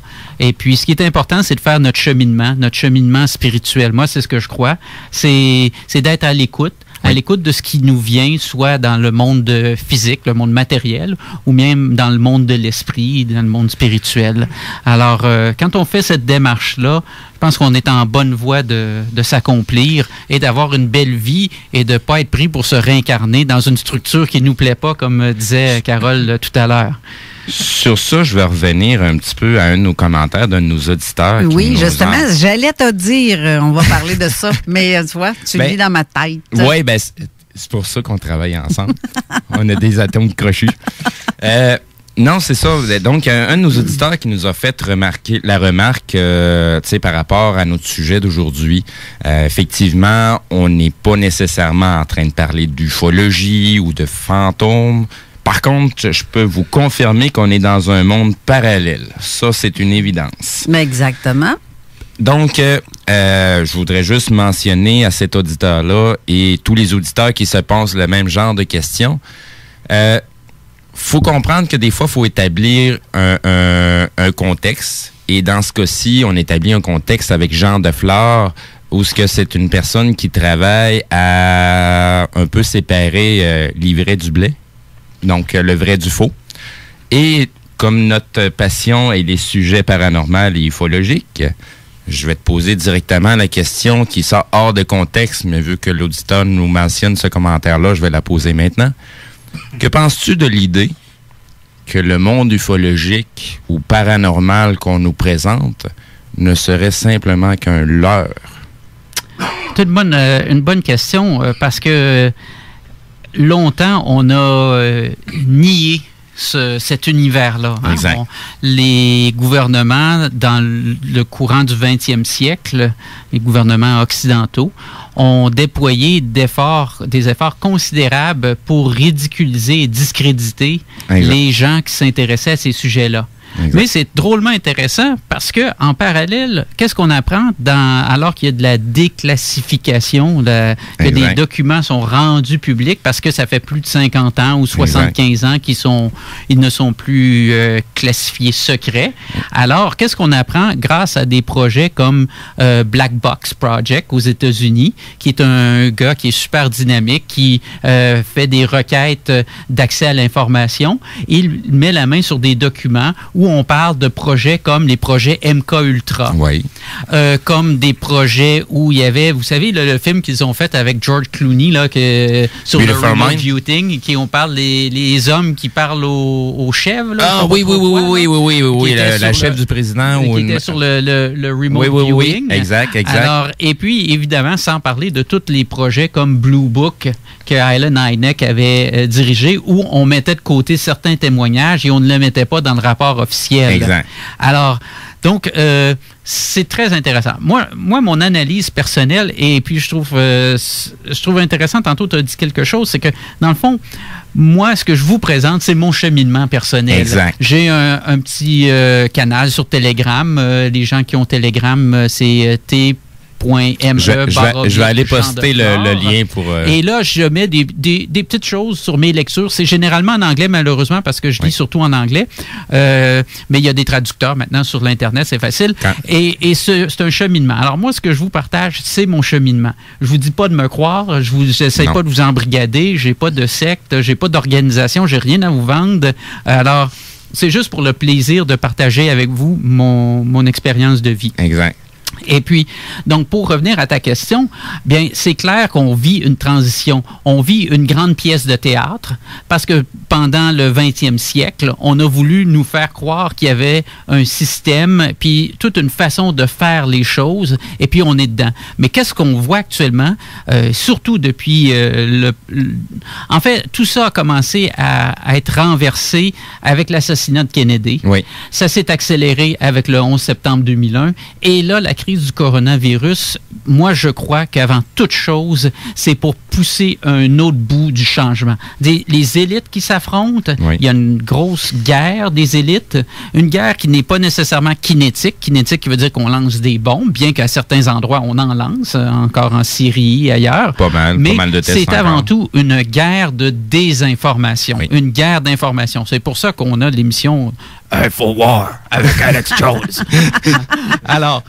il y a Alex Jones a pas mal perdu des plumes. Effectivement, il a perdu beaucoup de plumes parce que à l'époque, il a popularisé ou il a divulgué beaucoup d'informations sur justement tout ce qui est du monde parallèle. Hein? Exact. Différentes conspirations. Et là, depuis qu'il s'est aligné avec Trump de façon obstinée et même à en perdre son sens critique, et il sort plus de nouvelles. Il y a comme un blackout sur ce qu'il sort. Mais heureusement, il y en a plein d'autres, et dont votre émission. Exact. Alors, donc, c'est une autre opportunité de s'informer. Mais je reviens à ce qu'on disait. Donc, cette grande pièce de théâtre-là, elle est en train de se terminer. Et il y a un nouveau rideau qui est en train de se lever. Oui. Et donc, je reprends le thème d'ufologie parce que ça, c'est très important. On a ri de Donald Trump quand il a proposé le Space Corp il y a un peu plus d'un an de ça. Tout le monde riait. C'est drôle cette affaire-là. Eh bien, là, on rit plus, hein, parce que ça existe pour de vrai. Exact. Et puis, c'est fou pour les cuissons, hein? Ah oui. C'est fou pour les cuissons. Moi, je suis contente. Oui, je suis contente, justement, parce que c'était tout le temps des rumeurs, la machine de rumeurs, puis les gens disaient, c'est vrai, ces affaires-là? Voyons donc, ils vont faire de quoi? C'est une autre planète ou sur la Lune ou sur Mars? Ce que personne discute, là, c'est que c'est très important, cette affaire de Space Force-là, parce que c'est la clé à la paix. Oui. Parce que c'est le complexe militaro-industriel avec d'autres, le complexe pharmaco-industriel et les banquiers qui ont financé toutes les guerres du 20e siècle. Exact. Il n'y a pas une guerre au 20e siècle et au 21e siècle qui s'est fait sans financement. Ça prend de l'argent pour acheter des bombes, puis acheter des Kalachnikov, puis acheter des Jeeps beige qui sont fournis à Al-Qaïda, qui sont flambant neufs, qui sortent de l'usine. Encore pire aussi, ça coûte cher acheter le silence. Oui, puis ça coûte cher acheter le silence. Alors, devant ça, je veux juste compléter mon point, c'est la chose suivante. Si on veut la paix, toute cette industrie-là, elle doit être réorientée vers d'autres choses. Exact. Et qu'est-ce qu'on leur a proposé? C'est on crée le Space Force pour explorer le système solaire et l'univers. Donc, faire des bases sur la Lune, des nouveaux satellites, des bases sur Mars. Et c'est la réorientation de cette industrie destructive vers des fins constructives. Et c'est très, très, très important. Et ça, c'est jamais discuté. Et on tourne l'affaire au ridicule, alors que c'est une opportunité incroyable pour l'humanité de passer d'un monde destructeur à un monde constructeur, de passer à un autre, on parlait de l'ère passer à l'ère du Verseau, hein? Oui. Alors, c'est ça, là, dans le fond. C'est cette opportunité-là qui nous est présentée. Alors que les détracteurs vont dire, c'est de la foutaise. Mais en arrière, c'est ça qui joue, parce qu'on va également assister à un réajustement du système financier en même temps que ça. Mais tu trouves pas que ça fait bizarre qu'ils créent ça, puis que on nous largue des virus ici et là, des bombes ici et là. Ils sont en train de vouloir détruire la planète pour après ça, on va le reconstruire ailleurs, puis quand il fera beau, on reviendra. Mais en fait, qu'ils reviendront peut-être même pas. Là. Non, c'est que ça fait partie de cette lutte des élites. Là. Il y a des camps. Et donc, chaque camp tente de tirer la couverte de son bord pour assurer qu'ils aient une position dans le futur. Je vous ai dit, c'est le combat pour le futur. Qui va contrôler le futur? Eux autres, l'argent, ils l'ont. C'est réglé, cette affaire-là. Donc, ils se battent pas pour l'argent. Ils se battent pour leur position dans la nouvelle structure qui est en train de se mettre en place. C'est une question de contrôle et pouvoir. C'est pas une question d'argent. Ils l'ont créé, l'argent. Exactement. Ils l'ont. C'est parce que tantôt, tu parlais qu'ils transféraient des milliards et des milliards à chaque nuit aux États-Unis. Pour maintenir le système. Puis c'est ça, puis tu regardes. Il est sur un respirateur artificiel. Et pendant ce temps-là, il négocie. Oui, puis tu regardes la Russie. On négocie la transition. Mais tu regardes la Russie qui ont des mégots et des mégots d'or, des tonnes et des milliards de mégots qui dorment dans le fond d'une cave, là, puis qui laissent là, puis... Théoriquement, c'est supposé d'être disparu depuis quelque temps. Je sais pas. Ouais. Je sais pas. Mais de toute façon, dans le monde qui vient, l'or ne sera pas l'étalon. Comme il ne l'est plus d'ailleurs. L'or, depuis les années 70, n'est plus la référence. Ben, c'est parce que Ce qui est la référence, c'est le pétrodollar. C'est pour ça que les Américains dominent tant, parce que toutes les transactions mondiales doivent être faites en dollars américains pour le pétrole. Et quand on essaie de les faire autrement, ben, il arrive un cas comme la Libye. Ouais, Kadhafi, c'est exactement ce que j'allais dire. Ou Saddam Hussein. Ouais. Alors, c'est ça qui arrive. Mais... tout ça, ça fait partie de ce grand jeu de théâtre qui arrive à la fin, où on va replacer les pions sur l'échiquier, redistribuer et on va repartir. C'est pour ça aussi qu'on entend parler d'une initiative qui s'appelle le Jubilé. Est-ce que vous avez déjà parlé de ça dans l'émission? Non, pas encore. Alors, le Jubilé, c'est discuté actuellement dans les cercles financiers, c'est un événement qui s'agirait d'effacer la dette de tous les citoyens de la planète Terre dans le cadre d'une relance. Parce que là, avec tout l'argent est dans les mains de très, très peu de personnes, hein, comme on l'a mentionné. Et pour faire en sorte que l'économie redémarre, il faut faire une redistribution. Et ça, c'était fait à l'époque du Moyen Âge. Au Moyen Âge, les rois, à un moment donné, quand ils sentaient que l'économie était sclérosée, on effaçait la dette des serfs. Alors, ce qu'on entrevoit actuellement dans cette réorganisation mondiale-là qui est discutée, c'est justement d'effacer la dette des citoyens. En 2008, ça avait été discuté quand il y a eu la grosse crise, mais on a plutôt choisi de renflouer les banques. Si ça avait été fait en 2008, on aurait eu une accélération et une stabilisation de l'économie. Alors, tout ce qu'on a fait en 2008, c'est comme on dit, on a kické la canne, hein? On a poussé le problème plus tard et aujourd'hui, on se ramasse en 2020 où toute la structure financière est très fragile au niveau mondial. Donc, quels sont les premiers signes qu'on entend parler de ça? Aux États-Unis, on parle d'annuler les dettes des étudiants. Okay. Ça, c'est la première fois. Puis pour qu'on discute de ça sérieusement aux États-Unis, hein, c'est révolutionnaire, d'autant plus que c'est l'administration de Donald Trump qui est en train d'étudier cette possibilité-là. C'est pas les démocrates, là.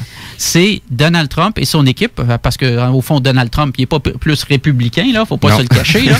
C'est son groupe à lui et sa gang. Mais Donald Trump, je veux juste faire une autre précision, c'est pas lui tout seul. Il y a une équipe, bien que dans les médias, on nous en parle très peu. C'est une équipe qui est très grande et très forte en termes de qualité d'individus, bien qu'on peut se douter qu'ils ont leurs allégeances eux aussi. Alors... allégeance ou pas, oui. Il y a quand même quelque chose qui doit se passer parce qu'on peut pas continuer encore avec ce même système-là, avec une économie de guerre. Faut qu'il y ait un changement. C'est un peu pour ça, quasiment ce que tu mentionnais par rapport à Space Command et à Space Corp qui a été créé. C'est pour amener les choses ailleurs, déplacer l'ennemi.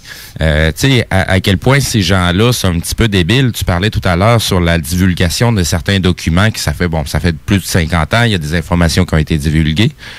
J'ai déjà mentionné aux auditeurs, mais je vais le rappeler à nouveau.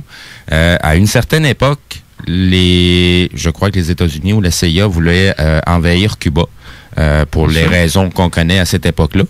Leur façon qu'ils voulaient y parvenir, c'était d'utiliser, dans le fond, la technologie. Je ne sais pas si c'était disponible à l'époque, mais en tout cas, c'était le plan qu'ils voulait mettre en œuvre pour envahir Cuba. C'est-à-dire d'utiliser des hologrammes pour faire apparaître Jésus marchant sur l'eau. On sait très bien que du côté Amérique latine, la religion est très importante, très présente. Imaginez-vous le buzz que ça aurait fait que les Cubains, sur leur île, sont en train de voir Jésus en train de marcher sur l'eau. Qu'est-ce que ça donne comme résultante? Bien, tout le système de communication est totalement inondé. Ça permet de rentrer avec quelques personnes dans un palais présidentiel et aller prendre le pouvoir sans que personne s'en rende compte parce que tout le monde est occupé ailleurs. Ils sont subjugués devant quelque chose, justement. Exact. De là venait aussi ma question par rapport à l'ufologie, est-ce que c'est un leurre? Est-ce que ça peut être vu comme un leurre? Je dis pas que ça n'existe pas, je suis pas en train de changer mon fusil d'épaule que je suis rendu un sceptique, mais faut quand même voir dans le plan d'ensemble qu'il y a certaines choses qui se passent publiques qui ne sont pas toujours nécessairement ce qu'on voit et c'est quelque chose d'autre. C'est comme parler de nos politiciens, c'est juste des pantins, c'est pas eux qui décident. Il y a des groupes en arrière qui prennent les vraies décisions. Eux sont seulement les porte-parole pour ramener l'information ou pour diverger l'information pour pas qu'on s'intéresse à la vraie décision qui a été prise, qui n'est pas faite pour nous, mais pour avantager certains groupes ou personnes. J'inviterais, juste avant qu'on aille à la pause, à David à lire une question qui est sur la lèvre, parce que c'est David qui est notre télésino qui tient la caméra. Il y a une question qui est assez pertinente que tu vois. J'aimerais ça que tu lises ce que tu vois. Alors, on a André Charon qui pose une question. Alors, ce USA Space Force, où sont les preuves de leur existence? Y aurait-il des preuves de ça, Jean? Ah oui, ça c'est très intéressant. Alors, il y a toutes sortes de vidéos qui circulent sur YouTube qui sont divulguées en passant des vidéos de la station orbitale ISS. Qui sont souvent interrompues et que l'on repasse. Et ça m'apparaît une forme de confirmation. Parce que dans l'ufologie, il y a maintenant comme deux tendances. Il y a ceux qui parlent encore de divulgation, disclosure, et il y a ceux qui parlent de la confirmation, confirmation en anglais. Et la confirmation, elle a débuté il y a 2 ans avec les vidéos du Nimitz qui ont été remis sur Internet et confirmés par les pilotes et les membres d'équipage qui étaient là à l'époque du fameux incident qu'on appelle tic-tac, comme les petits bonbons là, qu'on mangeait autrefois. Là. Ça, c'est-tu le fameux vidéo qui a été dévoilé, je crois, par la CIA, qui vient d'un avion F-16 ou F-18 de l'armée américaine ou de la navale? C'est la Navy qui avait pris en chasse dans ces deux occasions-là, ces 2 vidéos séparées. Exact. Et donc, là, ce qu'on voit, pour répondre à la question, c'est qu'il y a des vidéos et des photos qui sont coulées par des institutions et qui sont dans le cadre d'événements officiels. Là. Donc, dans une conférence de presse, la Navy a confirmé que ces deux vidéos-là étaient authentiques. C'est des vidéos qui avaient été prises il y a une douzaine d'années. Oui. Donc, c'est comme ça que la confirmation se fait. Les vidéos sur YouTube de la station orbitale, quand il y a des amateurs supposément amateurs, parce qu'encore une fois, on ne sait pas qui sont ces gens-là qui reprennent ça. Alors, ils font des agrandissements, ils les présentent sous différents filtres. Hein. De nos jours, avec les ordinateurs, on peut mettre différents filtres, puis on voit différentes formes, beaucoup de formes triangulaires. Oui. D'autre part, il apparaît sur YouTube des témoignages de gens qui entendent des avions sans les voir. Exact. Et l'inverse, voient des appareils sans les entendre. Exact. Donc ça, il y a de plus en plus de témoignages. Et moi, je crois que c'est comme ça que la confirmation se fait, c'est de l'information qui est coulée. Et tranquillement, on va nous amener à nous divulguer des nouvelles technologies. Exact. À Davos, à la dernière rencontre du Forum économique mondial, Trump a fait un discours, le président Trump a fait un discours très intéressant dans lequel il a dit qu'ils étaient, les Américains, sur le point de divulguer des technologies que l'on ne pourrait même pas imaginer. Exact. De là est partie la spéculation. Je ne sais pas jusqu'à quel point c'est de la spéculation, mais je vais le laisser tel quel. L'oncle à M. Trump. C'était qui ce fameux monsieur-là? On entend parler de temps en temps, on l'entend relié par rapport à Nikola Tesla. Qu'est-ce qu'il en est vraiment? Ben, on nous dit qu'il était un grand scientifique et associé au service de renseignement américain. Donc, et qu'au cours des années, il avait entre autres entretenu une relation avec Nikola Tesla et fait de nombreuses ou collaboré à de nombreuses inventions. Je crois aussi que c'est lui qui a été mandaté par je ne sais pas quelle instance américaine, à quel niveau que ça se passait, mais il a été mandaté pour, dans le fond, passer à travers toute la paperasse de Nikola Tesla de ce qui a été récupéré, parce qu'il n'y a pas grand-chose qui a été récupéré à laquelle on est capable de reproduire ces technologies, mais bref. C'est ce qu'on nous dit. Effectivement, c'est ce qu'on nous dit. Y a-t-il d'autres questions, David? Pas pour l'instant. On va devoir aller à la pause parce qu'il reste une dernière pause avant la fin de l'émission. Alors, ne quittez pas. Le live Facebook va se terminer, par exemple, pendant la pause parce que c'est ça, on va terminer l'émission à la radio. Suivez-nous sur le 969fm.ca à la radio, soit sur votre poste de radio directement ou sur Internet comme vous le faisiez tantôt. Donc, un petit retour pour la fin, puis on va parler de quelque chose que ça fait longtemps depuis le début de l'émission, je veux le dire, mais on ne l'a pas nommé encore. Puis je veux qu'on en parle un peu pour terminer l'émission avec un suspense. On va devoir encore inviter Jean Defleur. Ben oui, garde une petite nouvelle pour toi. Oui, il va revenir, mais il ne sera pas tout seul en studio. Probablement que je vais avoir... je pense que je le dirai pas. C'est une surprise. C'est une grande surprise. Alors, sur ce, restez là. On vous revient tout de suite après.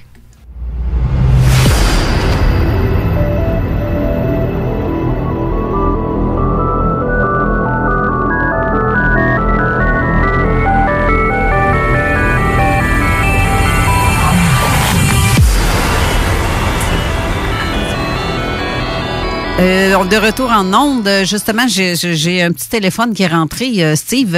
Mais avant, j'ai entendu, on a jasé un peu avec David qui a mentionné quelque chose. J'aimerais ça que tu nous glisses un mot avant qu'on parle de l'autre. En fin de compte, c'est pour faire du pouce sur ce que Jean disait. En 2011, j'ai été tombé sur un enseignement de Michio Kaku qui disait qu'on allait avoir un gros Big One prochainement. Tu sais, écoute, c'est un astrophysicien renommé, c'est mondial. Pour ceux qui ne le connaissent pas, c'est à voir. Faites vos recherches. Et pour faire du pouce sur ce qu'il disait, Jean, c'est que déjà en 2011, il faisait des conférences auprès des hauts dirigeants de l'Arabie Saoudite qu'il fallait déjà commencer à exploiter les produits, les minéraux sur d'autres planètes. L'idée de Space, ce que Trump a dit, là, Space Force, là, ça fait tout du sens, mais écoutez, je peux pas le confirmer, je suis pas dans le secret des dieux. Là. T'en penses pas, Jean, toi? Tout à fait. Et il n'est pas le seul scientifique. Il y a des compagnies privées maintenant listées à la bourse qui ont pour objectif d'arnacher des minéraux d'astéroïdes. Alors, on voit que il y a du sérieux dans ça, là. Plus toutes les compagnies comme SpaceX de M. Musk, exact. et puis de Jeff Bezos qui est Blue quelque chose. C'est spectaculaire. Hein? Maintenant, on a des avions, des fusées qui décollent et qui atterrissent. Et ça, c'est sans parler des autres technologies qu'on va nous révéler sous peu. C'est surtout aussi tout un marché qu'eux autres veulent ouvrir avec le tourisme spatial. Donc, c'est pas juste une question de minéraux. Oui, c'est une question de minéraux aussi qui peut être exploitée parce qu'il y a certains minéraux qui ne sont pas trouvables dans notre atmosphère, qui vont être seulement retrouvables dans un zéro atmosphère ou un autre type d'atmosphère que le nôtre, comme dans l'espace qu'on peut retrouver toutes les sources possibles, j'ai l'impression. Oui. Alors, ces minéraux-là, on parle d'alliage. Quand on combine certains minéraux ensemble, ça nous donne des nouveaux matériaux qui nous permettent de développer des nouvelles technologies. Donc, c'est vraiment pour ça que dans les groupes d'élite, il y a certains intérêts qui cherchent à réorienter tout l'effort de guerre, toute l'industrie de guerre, parce que c'est qui? C'est des grandes multinationales, hein, comme Northrop, comme Lockheed Martin, puis tout ça, qui font, ces compagnies-là font des moteurs pour les avions, ils les font pour l'aviation civile, comme Rolls-Royce, ils font pas juste des voitures, eux, hein, ils font des moteurs de jets militaires. Exact. Alors, on cherche à réorienter toutes ces compagnies-là vers l'exploration spatiale qui fera en sorte qu'ils continueront de s'enrichir, les gens qui sont actionnaires de ces compagnies-là, les gens en tête, mais au moins ils ne le feront pas aux dépens du reste de l'humanité et de l'environnement, parce qu'on sait que la génération des milléniaux, c'est leur nouvelle religion, exact, l'environnement. Alors, et même fanatisme, comme on en a glissé un mot au début de l'émission avec la Greta et ceux qui la suivent.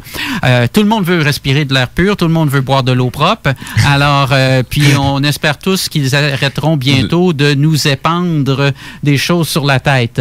La vraie question, c'est, on a-tu déjà respiré de l'air pur et ça existe-tu encore de l'air pur? Ça, c'est une bonne question, hein, parce que avant ça, c'était les volcans, puis il y avait d'autres trucs. Ben hein? Oui. Alors, de l'air pur, c'est relatif. J'ai suivi beaucoup le dossier problématique, le problème des climats, là. Puis, tu sais, je regarde grosso modo les chiffres. Il y en a plusieurs qui le mentionnent aussi dans leur analyse. Par rapport aux chiffres qu'on a aujourd'hui, ces chiffres-là ont déjà été retrouvés à une certaine époque. Et puis, le résultat du climat était totalement différent. Donc, les chiffres qu'on nous avance ont rien à voir, mais strictement rien à voir avec nos changements climatiques. Donc, c'est autre chose. Avant de poser ma dernière question, je sais que David avait quelque chose à ajouter. Bien, juste pour terminer sur Michio Kaku. On s'entend que si on fait de l'exploration minière sur des astéroïdes ou sur d'autres planètes possibles, il n'y a pas juste une dimension financière ou matérielle par rapport à ça. Michio Kaku aussi spécifiait aux gens de l'Arabie Saoudite, les conférences sont accessibles sur YouTube, qu'il va falloir se positionner aussi sur la méthodologie de rencontre si parfois on rencontrerait, pour faire le pont avec la zone parallèle, des extraterrestres ou des formes d'êtres qu'on ne connaît pas. Comment qu'on agit? Même si le sujet était ridiculisé... Coronavirus, j'ai fait de là. Non. Mais tu sais, même si le sujet est ridiculisé, il est quand même pris en compte. Ben c'est ça qui est ahurissant, que à quel point quelque chose qui est supposé d'être ridicule, à quel point on le prend en compte dans tout ce qui est planifié. C'est ce que j'allais dire avec le mot que tu viens de dire, de prononcer, le coronavirus. Jean Deflore, selon toi, est-ce que le coronavirus a été fabriqué humainement parlant ou c'est fait, c'est une simple patente à gosse? Coïncidence. Oui, c'est ça, comme à tous les années, là, depuis 20 ans. Oui, une drôle de coïncidence. Alors, je ne suis pas médecin, je ne suis pas chercheur. Tout ce que je peux vous dire, c'est je vous partage le fruit de mes recherches. OK, oui, c'est ça qu'on veut. Donc, mise en garde faite pour vous éviter bien des soucis. Hein? Alors, tantôt, le téléphone sonnait, puis je me demandais si on se faisait pas rappeler à l'ordre déjà, alors qu'on n'avait même pas commencé. J'étais allé fumer une cigarette dehors, les hélicoptères s'en viennent. On nous attend. Oui, les hélicoptères noirs s'en viennent. Bon. Ah oui, c'est ça qu'on entend sur le toit. Hein? Hey, on va faire de gang de parano. Non, alors, mais mais je veux que écoute, c'est une bonne question, là. il y a une question fondamentale dans l'histoire du coronavirus, c'est la composante VIH qu'on retrouve dans le code génétique de ce virus-là. Oui. Alors, c'est VIH dans le sens SIDA? Dans le sens SIDA, exactement. Le COVID-19, ce n'est pas le premier coronavirus en passant. Non, ça, je savais. Si vous achetez une boîte de Lysol, et puis, pour ne pas les nommer... C'est le COVID-19. Il y en a peut-être eu 18 autres avant. C'est ça, il y en a eu d'autres avant, effectivement, avec d'autres numéros. Mais cependant, c'est la première fois qu'on retrouve des éléments comme des bouts de code génétique du sida et de l'Ebola. Ben, gadon! Eh oui. Ils ont vu que ça n'a peut-être pas pogné avec l'Ebola. On va le mettre un peu plus fort. On va rajouter de quoi? Puis... Alors, bien, je te trouve très conspirationniste. Je ne serais pas allé jusque-là, mais si tu insistes... Non, mais je disais ça de même, là. Oui. Je pourrais dire de quoi de même aussi... Mais ce que les chercheurs en Chine ont trouvé, ça a été confirmé là, hier ou avant-hier, eh bien, il y a définitivement quelque chose dans ce virus-là qui attaque plus les gens d'origine asiatique. La façon dont il attaque les bronches, les alvéoles sur les bronches. Ouais, ils sont pas faits comme nous autres, eux autres? Non, il y a des petites différences génétiques. Et c'est ça toute l'histoire des armes bactériologiques. Oh, ouais. C'est justement là-dessus que je voulais rajouter de quoi. C'est tous les petits détails qu'on change. Par exemple, si on voudrait faire une arme bactériologique qui attaque les gens aux yeux bleus, comme moi j'ai les yeux bleus, eh bien, il pourrait en créer une qui attaque les gens c'est comme un programme d'ordinateur. Ben, quand tu rencontres telle caractéristique, ben là, ça t'attaque. Alors, c'est le même principe. C'est pour ça qu'il y en a que ça ne fait rien puis qu'ils s'en sortent. Alors, depuis tantôt, je brûle pour dire de quoi. T'es-tu en train de nous dire qu'un certain M. Lefebvre, à une certaine époque, avait mentionné que le sida avait été créé pour viser un code génétique très spécifique, puis comme c'était un test, ils se sont rendus compte finalement que il y avait plus de monde qui avait le même code génétique sans nécessairement, je veux dire ça de même, avoir la bonne couleur de peau pour que ça s'applique. Oui, c'était pas en Afrique, justement, que ça avait été lancé, cette espèce de virus-là? Disons pas trop. OK, j'ai rien dit. Bip! Il y a la même chose, le même argument pour être fait pour l'Ebola, hein? Oui. Ou alors qu'il a décimé des villages entiers, alors qu'on réussit à le contenir en Afrique. Alors, c'est assez surprenant parce que ça devrait pas être comme ça. Là. Alors, dans le cas du COVID-19, c'est sûr que c'est un virus extrêmement mortel dans les populations asiatiques, comme on l'a vu en Chine, en Corée, au Japon.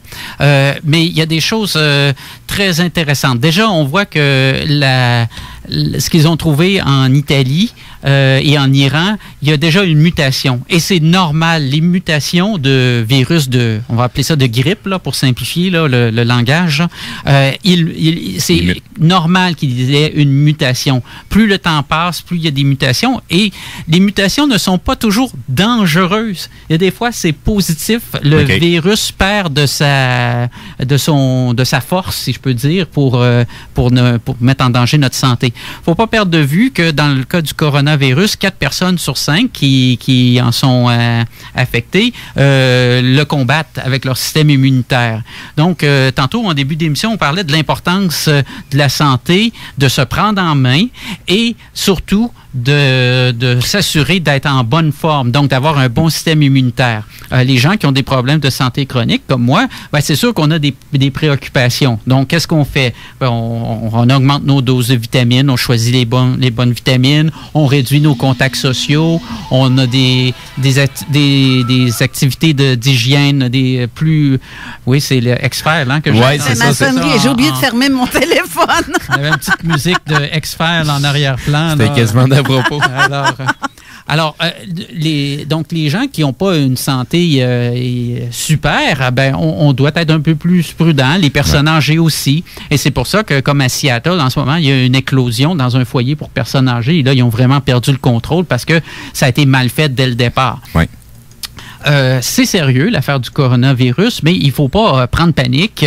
Et il faut tout ça, là, il faut prendre le temps d'observer puis voir comment ça se passe. C'est sûr que quand il y a des gens qui meurent, c'est énervant, je peux le comprendre, mais il faut prendre le temps de voir comment les choses évoluent. Et puis, oui, il va en avoir. Oui, le coronavirus va être parmi nous. Oui, il y a plusieurs d'entre nous qui allons l'attraper, mais la majorité, on va bien s'en sortir. Oui. Bien, il faut dire qu'on est à Québec, puis les virus, ça trippe pas trop sur le fret, encore moins sur les chaleurs extrêmes. Là, tu dis ça, là, par exemple, mais c'est intéressant parce que le coronavirus, c'est un virus qui aime le froid et il déteste le chaud. Et entre autres, c'est une des raisons qui fait en sorte que certains spécialistes pensent qu'on verra une réduction de la propagation du COVID-19 avec l'arrivée du printemps et de l'été. OK. Alors, et là, c'est aussi ce qui amène les conspirationnistes qui s'intéressent à l'Antarctique de dire, est-ce que ce serait quelque chose qui aurait été extrait des glaces en Antarctique? Ah, c'est peut-être la base nazie en arrière de la Lune, dans la face cachée. Oui. Alors, le problème, c'est qu'avec tout ça, il y a plein d'hypothèses et puis on n'a pas vraiment d'informations. Ce qu'on sait, c'est que il y a eu des manipulations génétiques dans ce code d'ADN-là, de ce virus-là. Est-ce que ça a été fait volontairement à des fins militaires, pour répondre à la question de Carole, ou ça a été fait à des fins d'expérimentation? Les deux sont probables. Et souvent le cas, c'est quand c'est à des fins d'expérimentation, c'est pris après ça pour des fins militaires. Donc, un n'exclut pas l'autre. Et souvent, la plupart du temps, les universités sont financées pour faire de la recherche avec un lien avec des budgets militaires et tout ça. Bon. Donc, c'est ce qu'on sait vraiment aujourd'hui. Moi, je veux juste proposer à vos auditeurs deux sites qui sont en anglais. Le premier, ça s'appelle Zero Edge, où à tous les jours, on fait un résumé de tout ce qui se passe avec le coronavirus. Donc, tout du point de vue de la recherche, du point de vue de la propagation, du taux de mortalité, etc. Et de l'autre côté, il y a Natural News avec Mike Adams. Mike Adams offre de l'information sur la santé intéressante. Je vous dis, soyez prudents cependant. Il est très, très alarmiste. Il y a de la bonne information, mais c'est les conclusions qu'il tire, les projections qui sont alarmistes. Il faut faire attention à ça. Mais si vous prenez l'information, puis vous faites preuve de pondération dans votre façon de traiter toute cette information-là qui vous est proposée, ben moi, je vous invite à aller le lire si vous parlez anglais. C'est naturalnews.com. Sinon, utilisez les outils pour traduire. Peut-être une dernière chose à mentionner. Je suivais je suis une personne qui s'appelle M. Silvano Trotta. Je ne sais pas si tu connais. De par M. Trotta, on a eu de l'information par rapport à le fonctionnement de certains virus ou le fonctionnement général des virus normaux ou dits normal. C'est-à-dire qu'un virus peut être mortel, mais pas contagieux. Ou un virus peut être contagieux, mais pas mortel. Mais dans ce cas-ci, ça sera un mélange des deux. C'est ce qui prouve un peu que c'est un virus qui est créé en laboratoire et non pas quelque chose qui s'est développé normalement. Oui, il y a plusieurs éléments qui nous laissent croire que c'est un virus manufacturé. Mais d'une façon ou d'une autre, ce qui est important de faire, c'est de prendre des mesures préventives de base et puis de se reposer, de dormir, de bien dormir, faire nos nuits, de ne pas brûler la chandelle par les deux bouts, donc d'être en santé, de bien manger et puis à l'apparition des symptômes, éviter de se mélanger dans des endroits publics. Laissez faire vos rencontres, vos réunions, restez chez vous. Donc, savez-vous quoi, messieurs? C'est ici que l'émission s'achève parce qu'il est l'heure. C'est ici. En fait, je remercie beaucoup Jean Deflore d'avoir été là. J'aurais encore eu plein de questions, mais il va falloir que tu reviennes parce que de toute façon, tu vas revenir, je l'espère, avant que tu retournes aux États-Unis. Mais c'est très différent comme émission. J'espère que les gens en moyenne je pense que ça a été très apprécié. Faut comprendre que dans un monde parallèle, il n'y a pas juste l'ufologie, ni des fantômes. Il y a toutes sortes de sujets à laquelle on nous cache et on nous emmène vers des fausses pistes. Exactement. Et sur ce, merci aussi beaucoup à David d'avoir été notre petit télésino tantôt, Mathieu d'avoir été là. Donc, sur ce, je vous laisse et on se dit à la semaine prochaine. Je vous ai mis une belle petite toune pour terminer l'émission. Merci. Bye-bye. À bientôt. Bye-bye.